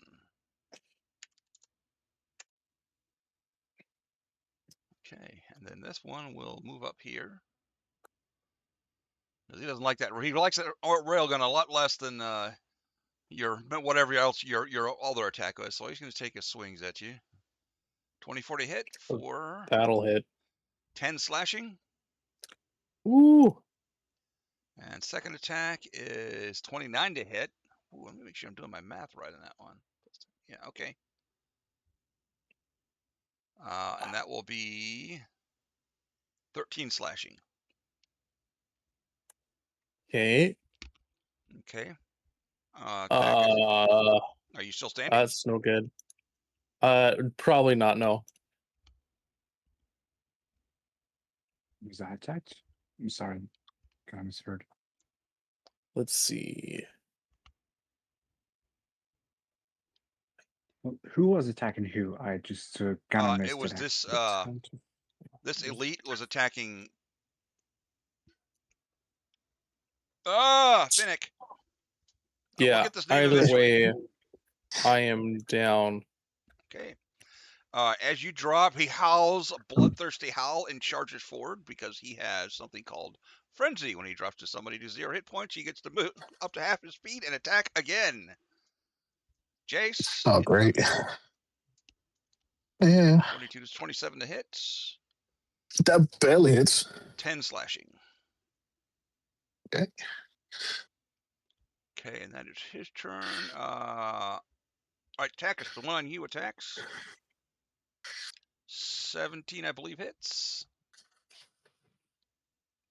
For 7 slashing. Who are you attacking? I'm sorry. This is on Takis. The elite hunter is Okay. attacking Takis. 17 does hit, yeah. And second attack is a 14, which I believe actually misses. So you're only taking 7 slashing this turn. Yep, and Takis uses this for an attack of opportunity.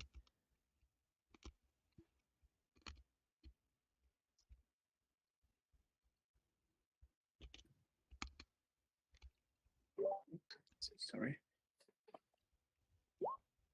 Hits. 20. 9, and the Almighty Smitey Okay. for 9 more. So 18 total. Heaven and hell, let's rock. Okay. All right. That is Leet's turn. It is legendary action first. Let's see.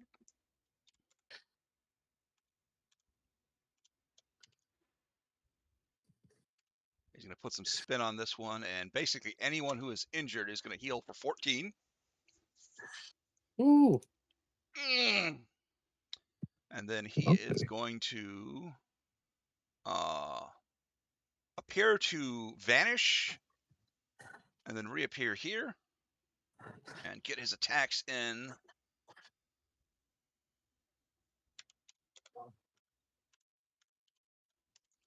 What is his bonus again?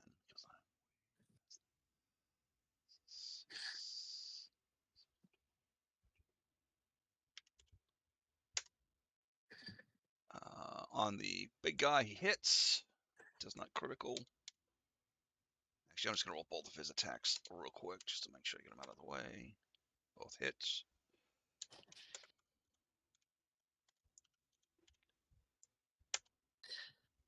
For 6 and for 10, so 16 total on this dude.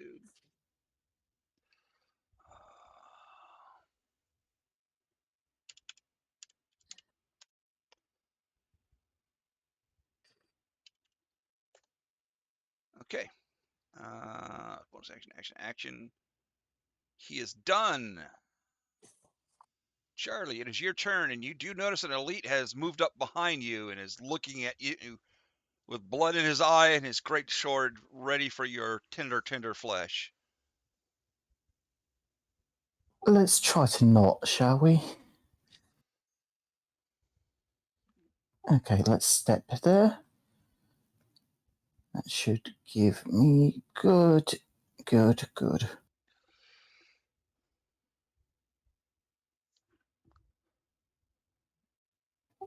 Both of the elites out in the open. Wisdom save, please. Okay, we'll do the one closest to you first. I believe that is going to succeed. And the other one fails. Alrighty. That one is going to be Stunzord. Where is the Stunzord? We'll just use that. Okay. Anything else, Charlie? Quickened, and I'll attempt to get this guy again that's not stunned. Can you get more than one target on the second one? Yeah. Okay, so do you want 'Cause to I've pick got another to- target Yeah. as well? Yeah, I'll have to, because I've got this, as you'll recall. Right, now what I meant was you can do 2 targets with it, and this is a second casting, so you can do this guy and one other. So do you want to pick a different one? Because that one guy failed. No, I could only do that because I was twinding it. Ah, okay. So I'll get his second wisdom save. Oh, that fails utterly. I don't know why it showed infravision, but anyway. Yeah, so he is also stunned and down. Nice move, Charlie. That is a disgusting ability at that low of a level. Okay. Anything else, Charlie? Nope, that should give everyone a good chance. Okay. Then we're at Jace and then the Huntors.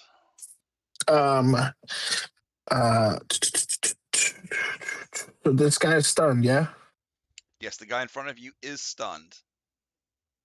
All right, so I'm gonna take a step back so that I can use my blaster. No, wait, I don't want to do that. I'm sorry. Yeah, because I'm going to. blaster would be a disadvantage. So you have Yeah, I advantage am because he's on the going ground, but either way, it'd be a disadvantage. So Hey, I'll use my. I'll just use my my echo staff. I pull it out.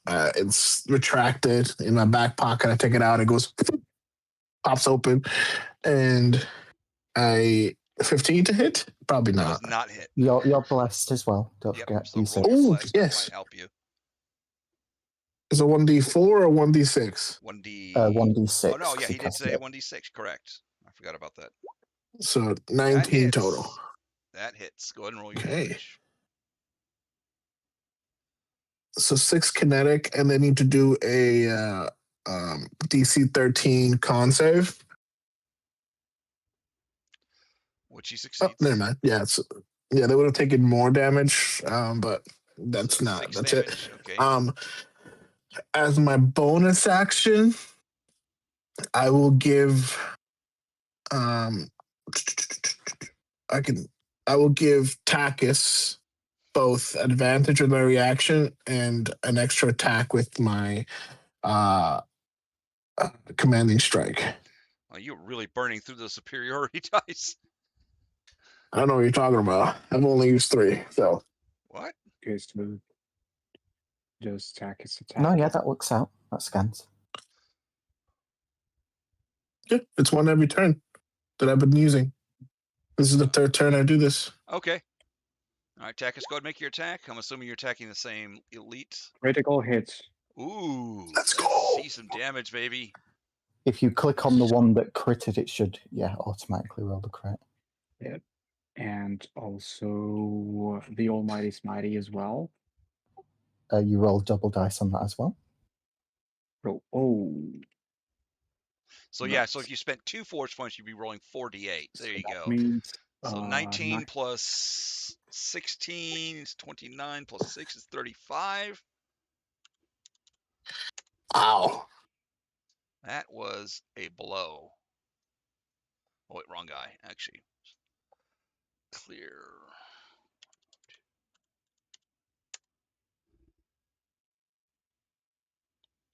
So he's not down almost bloodied. Oh no, these guys are tough. yet? Okay. But so, Jace, by the way, I think as a free action you have shove. No? As a what now? Uh, as a free action, I think you have shove, like shove. No? For I what? don't believe so. No? I don't think so. From what specifically is? Mm-hmm. Yeah, so the stunned guys, they automatically fail all the strength saves, which means that one of them, this one can be actually pushed. You The have to take an Mm, action to shove. Yeah. yeah, Unless you have something Okay, that does a shove. Yeah. No. okay. should have done that. All right. No I'm worries. trying That to But tell said, you. if I tried to tell you, but yeah, couldn't do that. All right. Hunter's turn. This guy will move up. They cannot fire because their elite is in the way, and they cannot get to anybody with melee, so they are kind of. You don't know. He's smarter than that. He's going to go around. This guy's going to realize the same thing and going to go around the other direction. Okay. These two are going to move down to here. I think that's it. Okay, so Yep. it's not a corridor. So he needs to make yeah, he needs to make a save of some kind, or does he just take the damage right out? Oh, you I get the think right. I Okay. Okay. opportunity Oh attack. yeah. Yes. God, yeah, you definitely hit him. Which one was the one? The second one, right? Yeah. jeez, And how much damage is? 14. 14. Okay.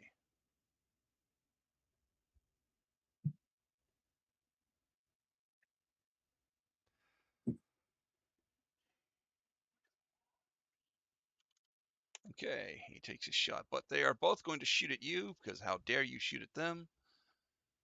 Blaster rifle shot number 1, 12 misses. Shot number 2, 14, I believe, also misses. Yep. Second guy will shoot you. I thought I clicked on that. I guess I did not. Try that again. The fudge. Why are these things not showing up for me suddenly? I see 4 of them on the thing Yeah. Okay. on the Now I chat. just delayed. Okay. So 19, I believe, will hit, but the 12 will miss. So the 19 is going to be 10 energy damage. Ooh. Okay. Okay. And that's it for the hunters. So Takis, you are up.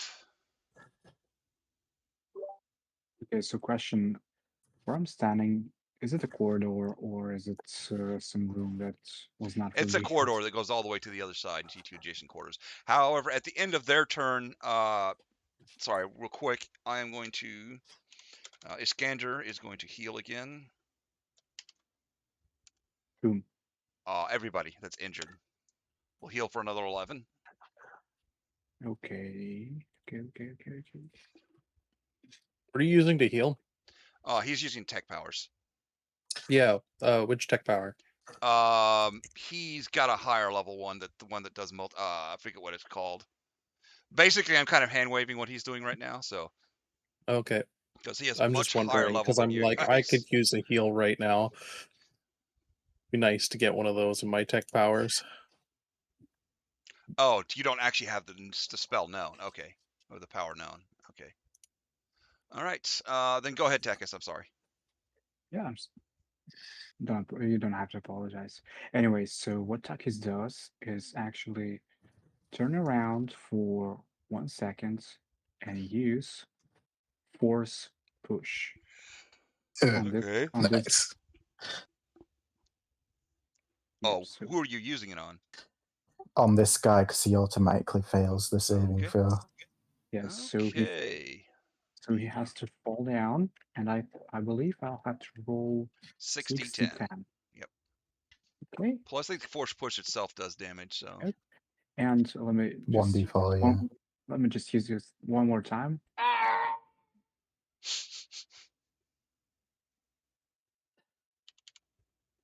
So he falls down, and I think that's it. You also need to roll a d4 of damage for the force push pull. What? Excuse me? The force power, force push pull also does a d4 damage. So go ahead and roll 1d4 on top of that. 1d4. Okay. If they collide with something, which he did. Yep. Okay. Okay. He falls down, catches on fire, but does not die because he is tougher than the other guys. So he is just down there. Arr! I'll get you, you fucking whatever you are. I am an inquisitor. Okay. All right. Anything else, Tekis? Nope. Nope. Okay. At the end of your turn. I think so, yeah, because wall run, it's. I'll just allow you. Yeah, wall run does not give me any. Yeah, you're not gonna be able to run past it with wall run. Yeah. Okay. Legendary action at the end of your turn, Iskander will turn and cut down the hunter to his right. And then we will be at Finnick. Finnick, your turn. Oh, yippee. How many rounds has it been? Like 5? Something like that, yeah. This is the 4th round. This is the start of the 5th, I believe. Sorry, the 5th. Okay, just making sure I still got my Sonic Fist. Okay. So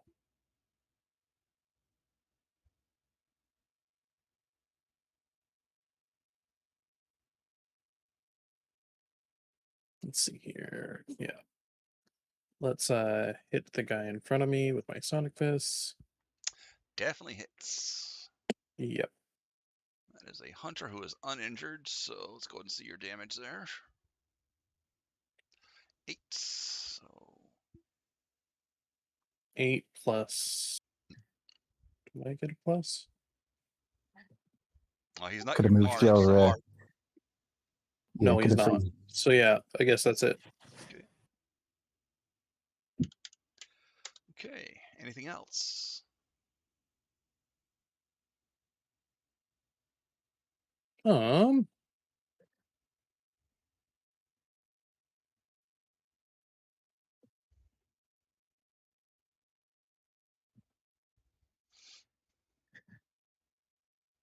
Yeah, they're out within my range. I can't hit them.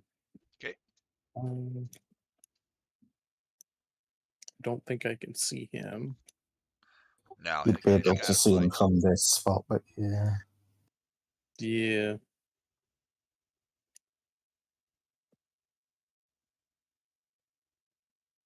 He won't be moving this time at the very least, anyway. Mm-hmm. Is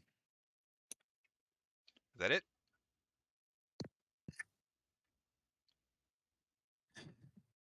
I think that might be it. Oh, what's a reload? When you hit that number of shots, you have to stop and spend a bonus action to reload.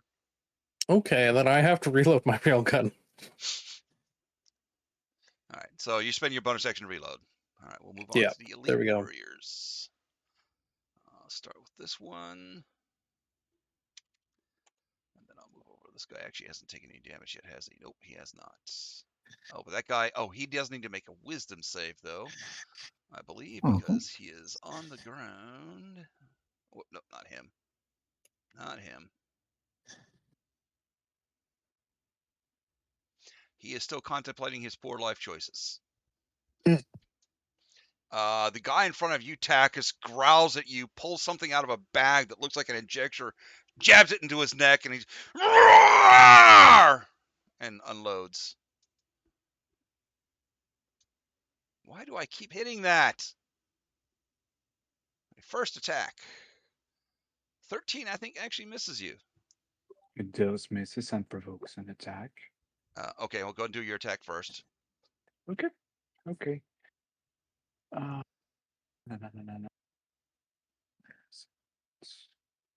No, not that one. There you go. One Ooh, more. Oh my critical. goodness. Let's Wow. see that damage. And one Double more. dice. The Almighty Smighty.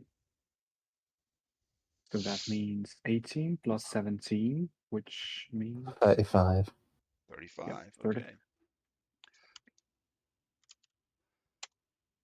Okay, didn't kill him. Nowhere near, but still fucked him up pretty good. But his second attack was a 25, which I believe hits you for 8 slashing. And then he comes in with a third attack, which they had not done before, for 24 again, Does for hit. 10 slashing. Eh. He seems to be moving a lot faster right now. Poof, poof, poof. Rah! The other one's on the ground twitching, and then we go to Ishkander. Ishkander's like, ooh, that's not good. You scare me, Clunk. He will reach out and tap you on the back as an action, and you will heal 14, Takis. And Okay. then he'll take one swing at the guy next to him.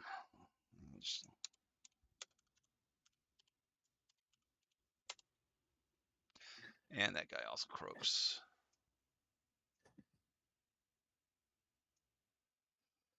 Okay, that is his action. Charlie, you are up. Is this guy still stunned? Yeah, he's still stunned. He failed his check. Nice. I will drop stunned off of that guy then. Okay. So that I get my action back and I don't have to use it on my dual focused. Okay. I'm going to shove him one step. Mm-hmm. So he'll Like, fail that naturally. okay. And then I'll push him the other step. Okay. He use a push pull. Okay. So he needs to make a save, which I Which think he gives me. automatically fails because he's stunned. Okay. But not quite off the edge. He's just right there. Anything else? Oh, I miscalculated. Oops. Well, hopefully fails again. Alrighty. Anything else? Yeah, there's no need for me to move. He's still going to be stunned next turn. I'll end my turn there. Alrighty. Jace, you're up. And then the And hunters. Charlie needs to roll for 1d4 damage. For force push pull. Yes. I already did. It's baked in. Oh, it's 1. Okay. Yeah, I'm not gonna bother recording that because he'll heal that in his turn. Okay. I am going to use my reaction and my bonus action to give Takis another attack on this guy. Okay. I'm like, Takis, please finish him. And then I run over here with my movement and I push this guy with my action. You guys are getting so pushy about this. Because we're not pushovers. Yeah, you are. Yes. You're absolute pushovers. That's your party name now, the pushovers. Go ahead and roll that 60-10 for 33. Wow, that fucked him up pretty good. And I turn around and I wink at Charlie. It's all well and good. Unfortunately, they have a rather powerful regeneration factor. I'll be back Well, for revenge. however, he does scream and fall and break his legs and lie there screaming at you and cursing. Burst my bubble like that, Charlie. But okay. Fine, I'll be out of combat until we can shut this thing down. Yeah. Alrighty. Then the hunters go.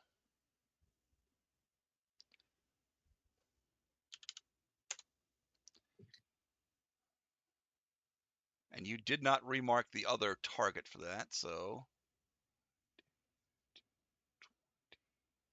guy will move there. This guy decides to move after him. Do a double move. Can't do anything else, but he's out in the open now. All right. This guy will move down here. And they are both going to shoot at you again, there, Fennec, because they really don't like you. I noticed. Miss. Miss. They're firing twice. That one hits. Actually, you know what? You'll know it Damn. doesn't because they're only going to fire the rifles once. It's the melee weapons that get 2 on. Okay, and then Charlie, a hunter is going to shoot at you. Believe that is going to hit you for Yep. 9 energy. Yep, not much Charlie can do about that. Legendary. Let's see. You got missed.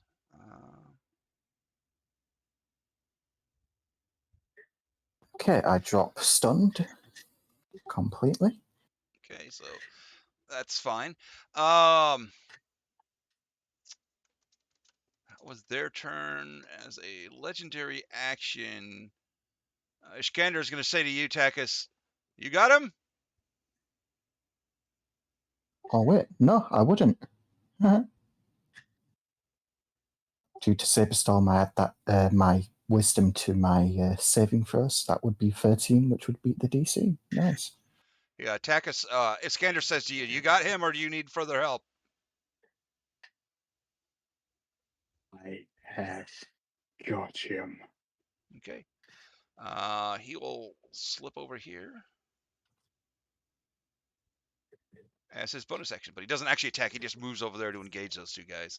Takis, you are up. So, question: do I roll with advantage right now? Because Jace, did you give him advantage last turn? Because I don't remember. yeah, I gave him advantage on the attack. On the attack bonus he did. Yeah, the bonus attack. Yeah. You don't have it at this time. It's just a normal attack on him. okay. So this one roll, and it's gonna be 13. Which is going to miss, unfortunately. Okay. Well, in such case, Takis does not have anything to do, actually. Okay. Finnick, you are up. Okay.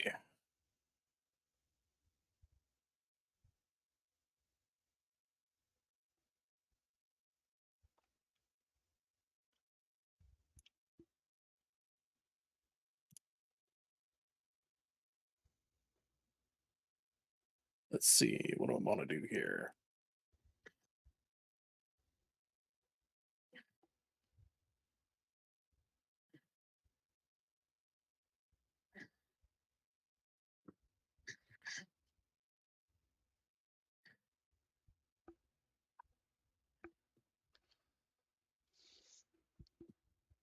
Well, at this point, you know that Takis is facing off the last of the elites, and there are 2 hunters over there. So, and there's 2 more that you can't see, but you did know that there was some shooting going on over there.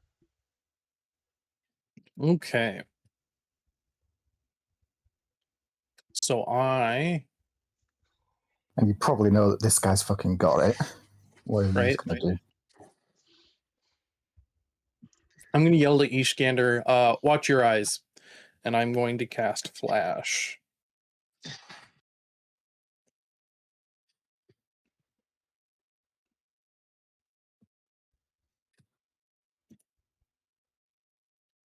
That'll be on the farthest left guy, centered on the farthest left guy. So anything within Okay, I need to look up and see 30 what Flash feet. does.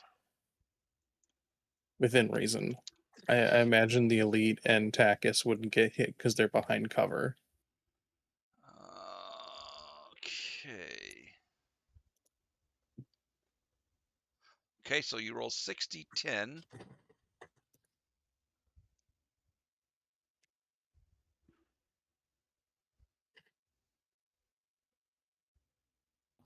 Fennec roll 60, 10.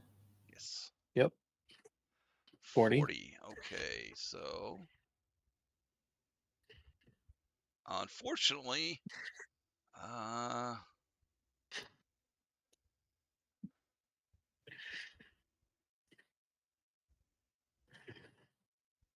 Oh, it's 20 feet within the point.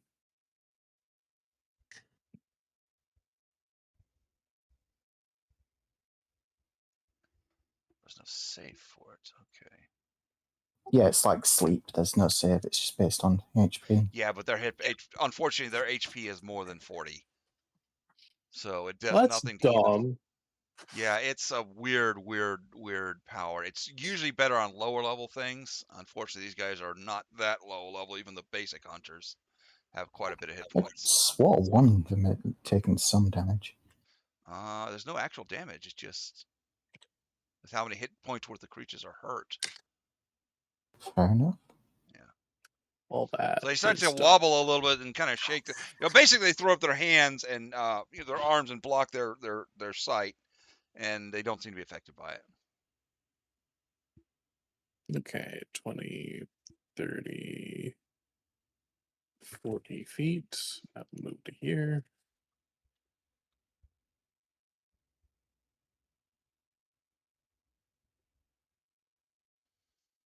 Well, fine then. Anything else?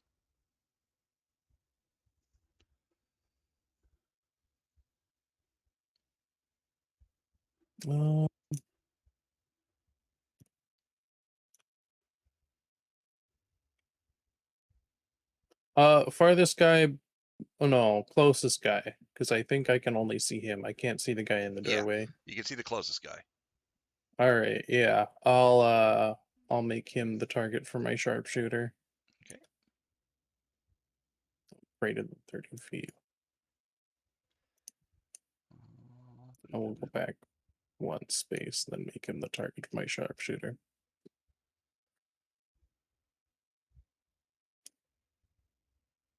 All right. Okay, that's it. All right. There's one elite left. It is on Takis, and it is frenzied, and it is swinging.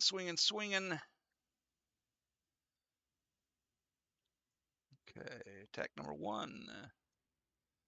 17 hits for 9 slashing. Attack number 2. I think does a 15 miss you, Takis? 15 just barely hits. Oof. Sorry. 10 more slashing. And his third 19. attack. 15 hits It does. for Oh, another 11 slashing.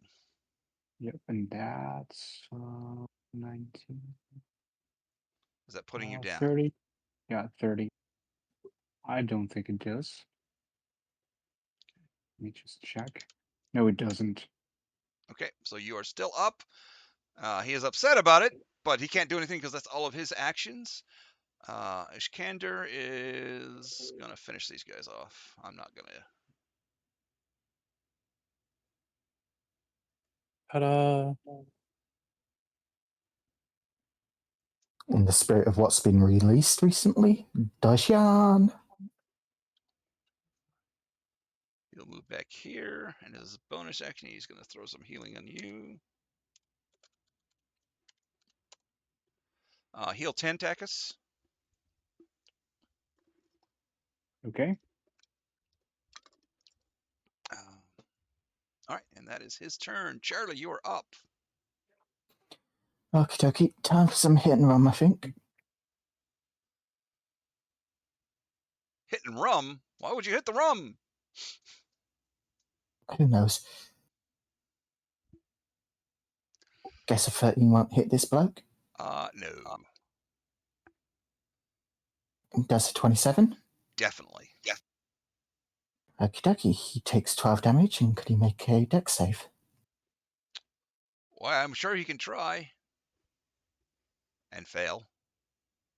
So he takes an additional 4 lightning damage, and he's shocked, so he can't take reactions or and he can only make 1 attack a So turn. how much total damage is he taking? 16. Okay. So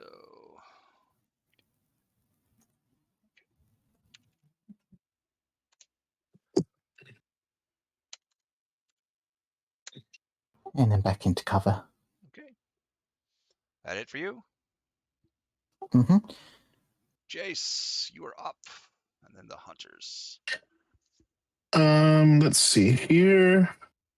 Oh, before I forgot, I did apply force technique, so not only will he be getting shot by Mandalorian, he'll also get some force damage as well if he moves.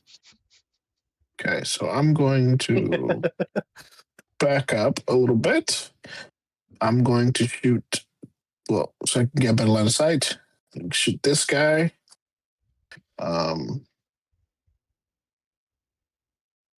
21. I don't know. Oh, I'm sorry. 16. Because that accidentally hit him You're shooting the closest guy to you? the Furthest one. furthest. Oh, okay. 16 hits. 9 energy. Okay. And then I'm going to use the rest of my movement to come down here. Can I see Takis from here? No, he's too far in. All right, so I'm just going to Go ahead. tap Fennec in the shoulder. No, that's it. I'm not going to use my last one. I'm going to save it. That's it for now. Okay. Legendary action. You feel Takis, you feel a scanner put his hand on you.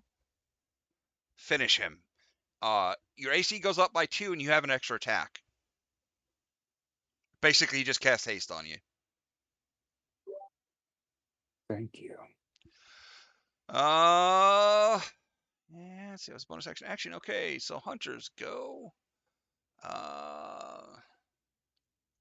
So that guy is gonna move. Actually, I'll give him an intelligence check to see if he's what's gonna happen to him. Oh, he does succeed. He realizes moving is probably a bad idea, but he's got a target over there, so he's gonna shoot at Jace. 9 misses. The other one is going to move up here, so you can see more clearly. I can see clearly. And he is going to shoot at Charlie. 22 to hit. Normally that would hit, but Charlie will expend a use of Force Shield, bringing his AC up to 23. Okay, so ignore that damage roll. That's the 2 of them. That's the last of the hunters on this level. So now we'll go back to Takis. Can Takis do it? She does it. Let's see if he can. Anyway, so now here's AC is temporarily 17. So first thing first Takis uses his last channel of the force to heal himself for Okay. 7 points of damage, and then when you attack, you're also going to attack with advantage because Iskander is giving you directions, basically. No. Swing from the bottom up, twist your hip. Okay. So 1 attack. First attack, 16. Plus Does miss. D6. Oh, yeah, don't forget your D6 for the bless. Oh, yeah. Stack the deck, rather. 21. Hits, roll damage. Okay. 9, and so 1 more attack. Did you want to smite on that one? I'd smite on that nat 20 you just got. That would be a good idea. Yeah. Because I'll smite on the crits. So, anyways, so that means 9 plus 19 plus 18.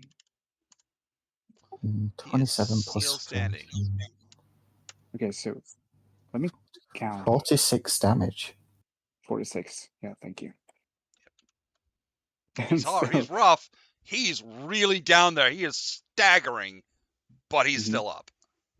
I know that as a transition, he is regenerating mildly, like Yep. slightly, but still, I think I've. You have done a lot of damage to this dude. He has had like 2 or 3 rounds of regeneration, and It's just the beginning for Takis's corridor scenes. So you're really working this one guy over. He's counting as like 3 kills for your corridor scene, at least in your mind. Yep. End of the round. Oh, actually, end of your action. And the bonus action I'll also spend it, so that's it for me.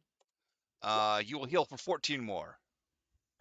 Solid hit, Cool. solid hit. That's a scanner behind you is saying to you, solid hit, good job.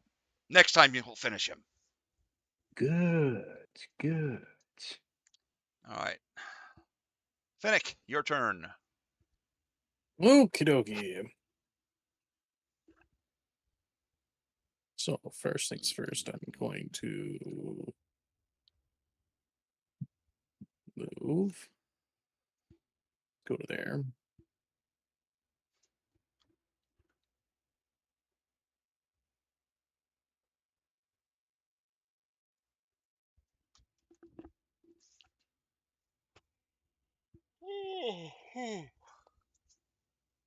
Hmm.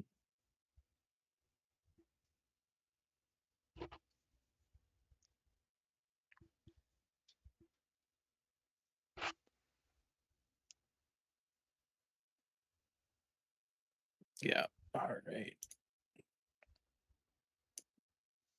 So let's do my railgun attack on closest one. Yeah. See if we can get him out of the way.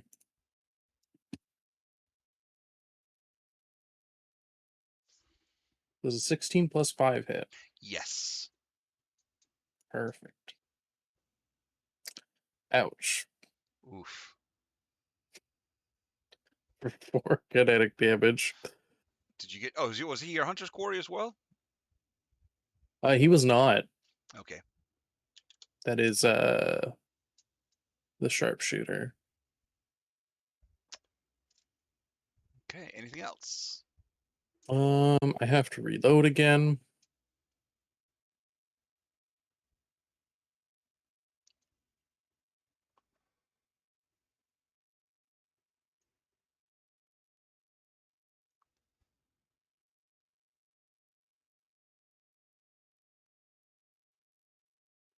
Are you speaking? No. Okay. So that's your Oh, action. Just That's it. checking. Yeah, I think that's it. Okay. you're going to pull away from the ledge? They're not going to push me off. Actually, Oh, make a perception check for me. I can make a perception check for you as I close my sheet. Well, don't close your sheet, man. Perception. Okay. 15. That's enough. You sense more motion above, and you look up. And you realize this is a 3-story structure. The second story has another kind of a balcony going all the way around it with more of those big guns, and you see it. 2 more hunters have grabbed onto those guns that are starting to level them in your direction. Ooh, And lovely. these are not so, small man portable. These are vehicular weapons. Okay, so how much did I move? not far. I think I did 25. Okay, so I got another 15.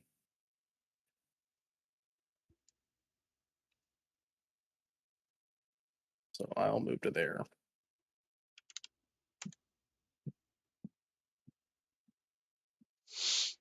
Okay. That's it for you then, yes? Yeah, by the way, guys, there's more upstairs. All right. All right, well, let's deal 19. with these first. Alrighty, this hunter on you is going to attack with his. Whoops, not hunter. I'm sorry, elite. Since it's the elite's turn, not the hunter's turn. And don't forget you have 17 AC, or plus 2 AC. Great sword. Swing number 1 misses. There we Swing number go. 2 misses. Swing number Understood. 3 hits. Ooh. No, let's see, because like, doesn't he get his reaction thingy? Yes. But Yep. that. Oh right, yeah, that's true. That's true. That's true. Mm-hmm. So let's go Mm-hmm. and see if you get hit on your reaction. If it don't, Yes, and I'm also gonna look this turn. Special reaction. Yeah, so it's gonna be on the 1 attack of opportunity. okay. That Oof. is unfortunately going to miss. Oh, Unless you would like to spend an inspiration. Let's do it. Okay. That there we definitely go. hits. Go ahead and roll your damage. 11. Would you like to smite? I don't have any Ah. more force powers, actually. Okay. All right. So 2 misses and a hit, and the hit is going to do, wow, 6 slashing damage. That was pathetic. All right, Iskander.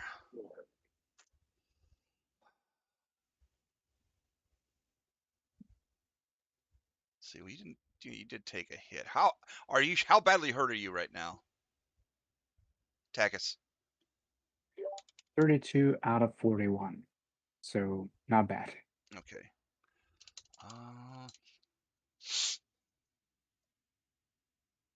See if you can get around. Start moving upstairs. Just thinking about that. Yeah, or come this way. I'm sitting at 4. Oh, yeah. Okay. He sees you over there bleeding out, and we'll come over to you.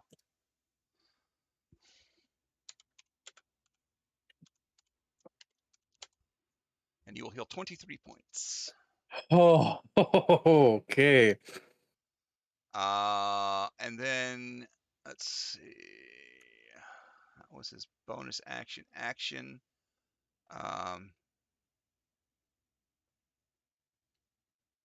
Yeah, sure. Why not? He'll have a little fun.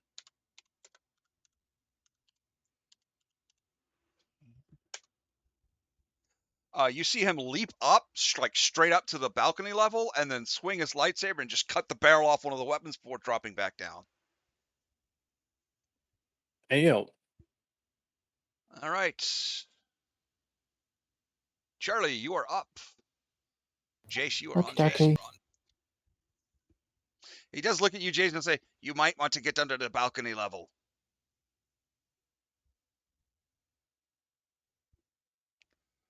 Does a 22 hit this bloke? Which one are you hitting? The one north of you? The closest one? Yeah. Yeah, definitely hits. 8 damage. Okay. He's still up? Yes. Oh, that's not good. Alright, back into cover with me then. Okay. Jace, you are up. I am going to. With me. I'm gonna shoot this guy with my blaster. Okay. 23, Definitely hits. 12. Okay. He is still standing, but he is now bloodied. All right, and I'm going to 5, 10, 15, 20, 25, 30, and I'm going to use my last superiority die to give Takis another attack and advantage with my help action. Go for it. Okay. Finish them, big guy. Finish them. Okay.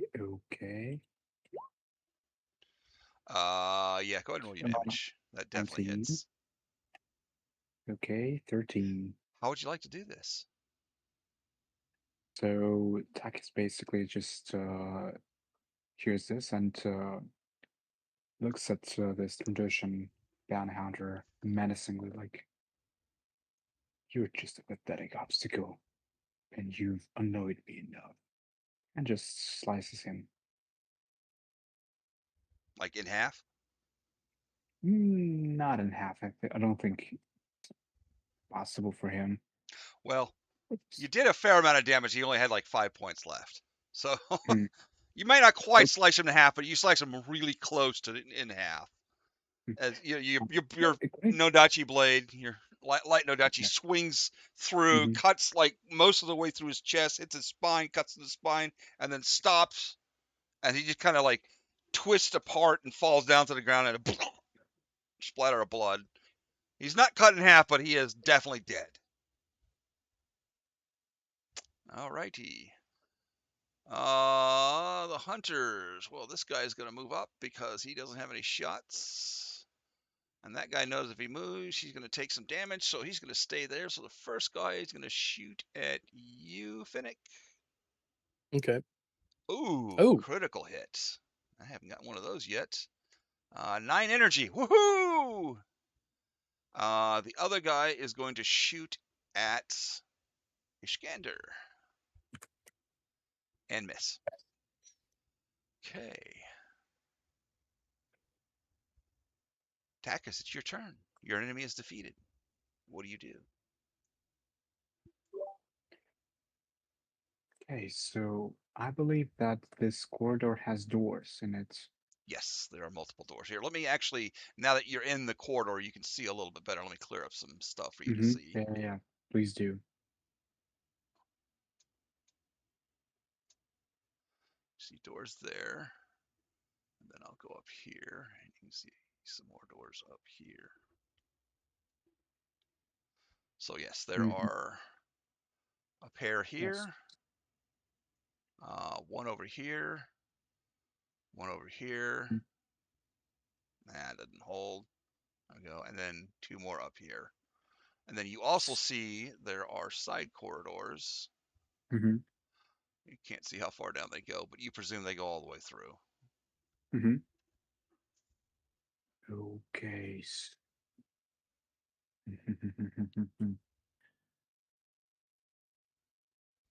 I guess what's 1, 2, 3. Hmm. It attempts to open this door Okay. over here. It opens right up, and you immediately are hit by a wall of smell of blood and decay and rot. And you see cages, some of which have some creatures in them, and some of which are empty. Mm-hmm. That's what you get. I will go Mm-hmm. ahead and clear that room for you because you can see Yes, a good chunk of it. yes, please do. Yes, because I cannot see. Yep. Actually, you can probably Mm-hmm. see most of the way over here. Yep. 5, 6. I'll clear this. Wait a second. So if I'm hasted, I think I have more movement. Yeah, I think you get an Do I? additional 30 feet of movement. So Okay. So in that case, are these stairs? yes, Like, those are stairs going up. and Takis goes upstairs. Okay. Anything else? I don't think so because I cannot see what's going on Okay. upstairs. All right. Well, we're getting to the top of the round. I think this is an excellent place to stop because we've been 3 hours and 20 minutes into game, and we're about to hit the next cycle. Someone's about to go upstairs, so I kind of want to stop and do a reset here. Well, not reset, but we're going to stop here for the session, and we'll pick up in 2 more weeks. Okay. Okay. Sounds good.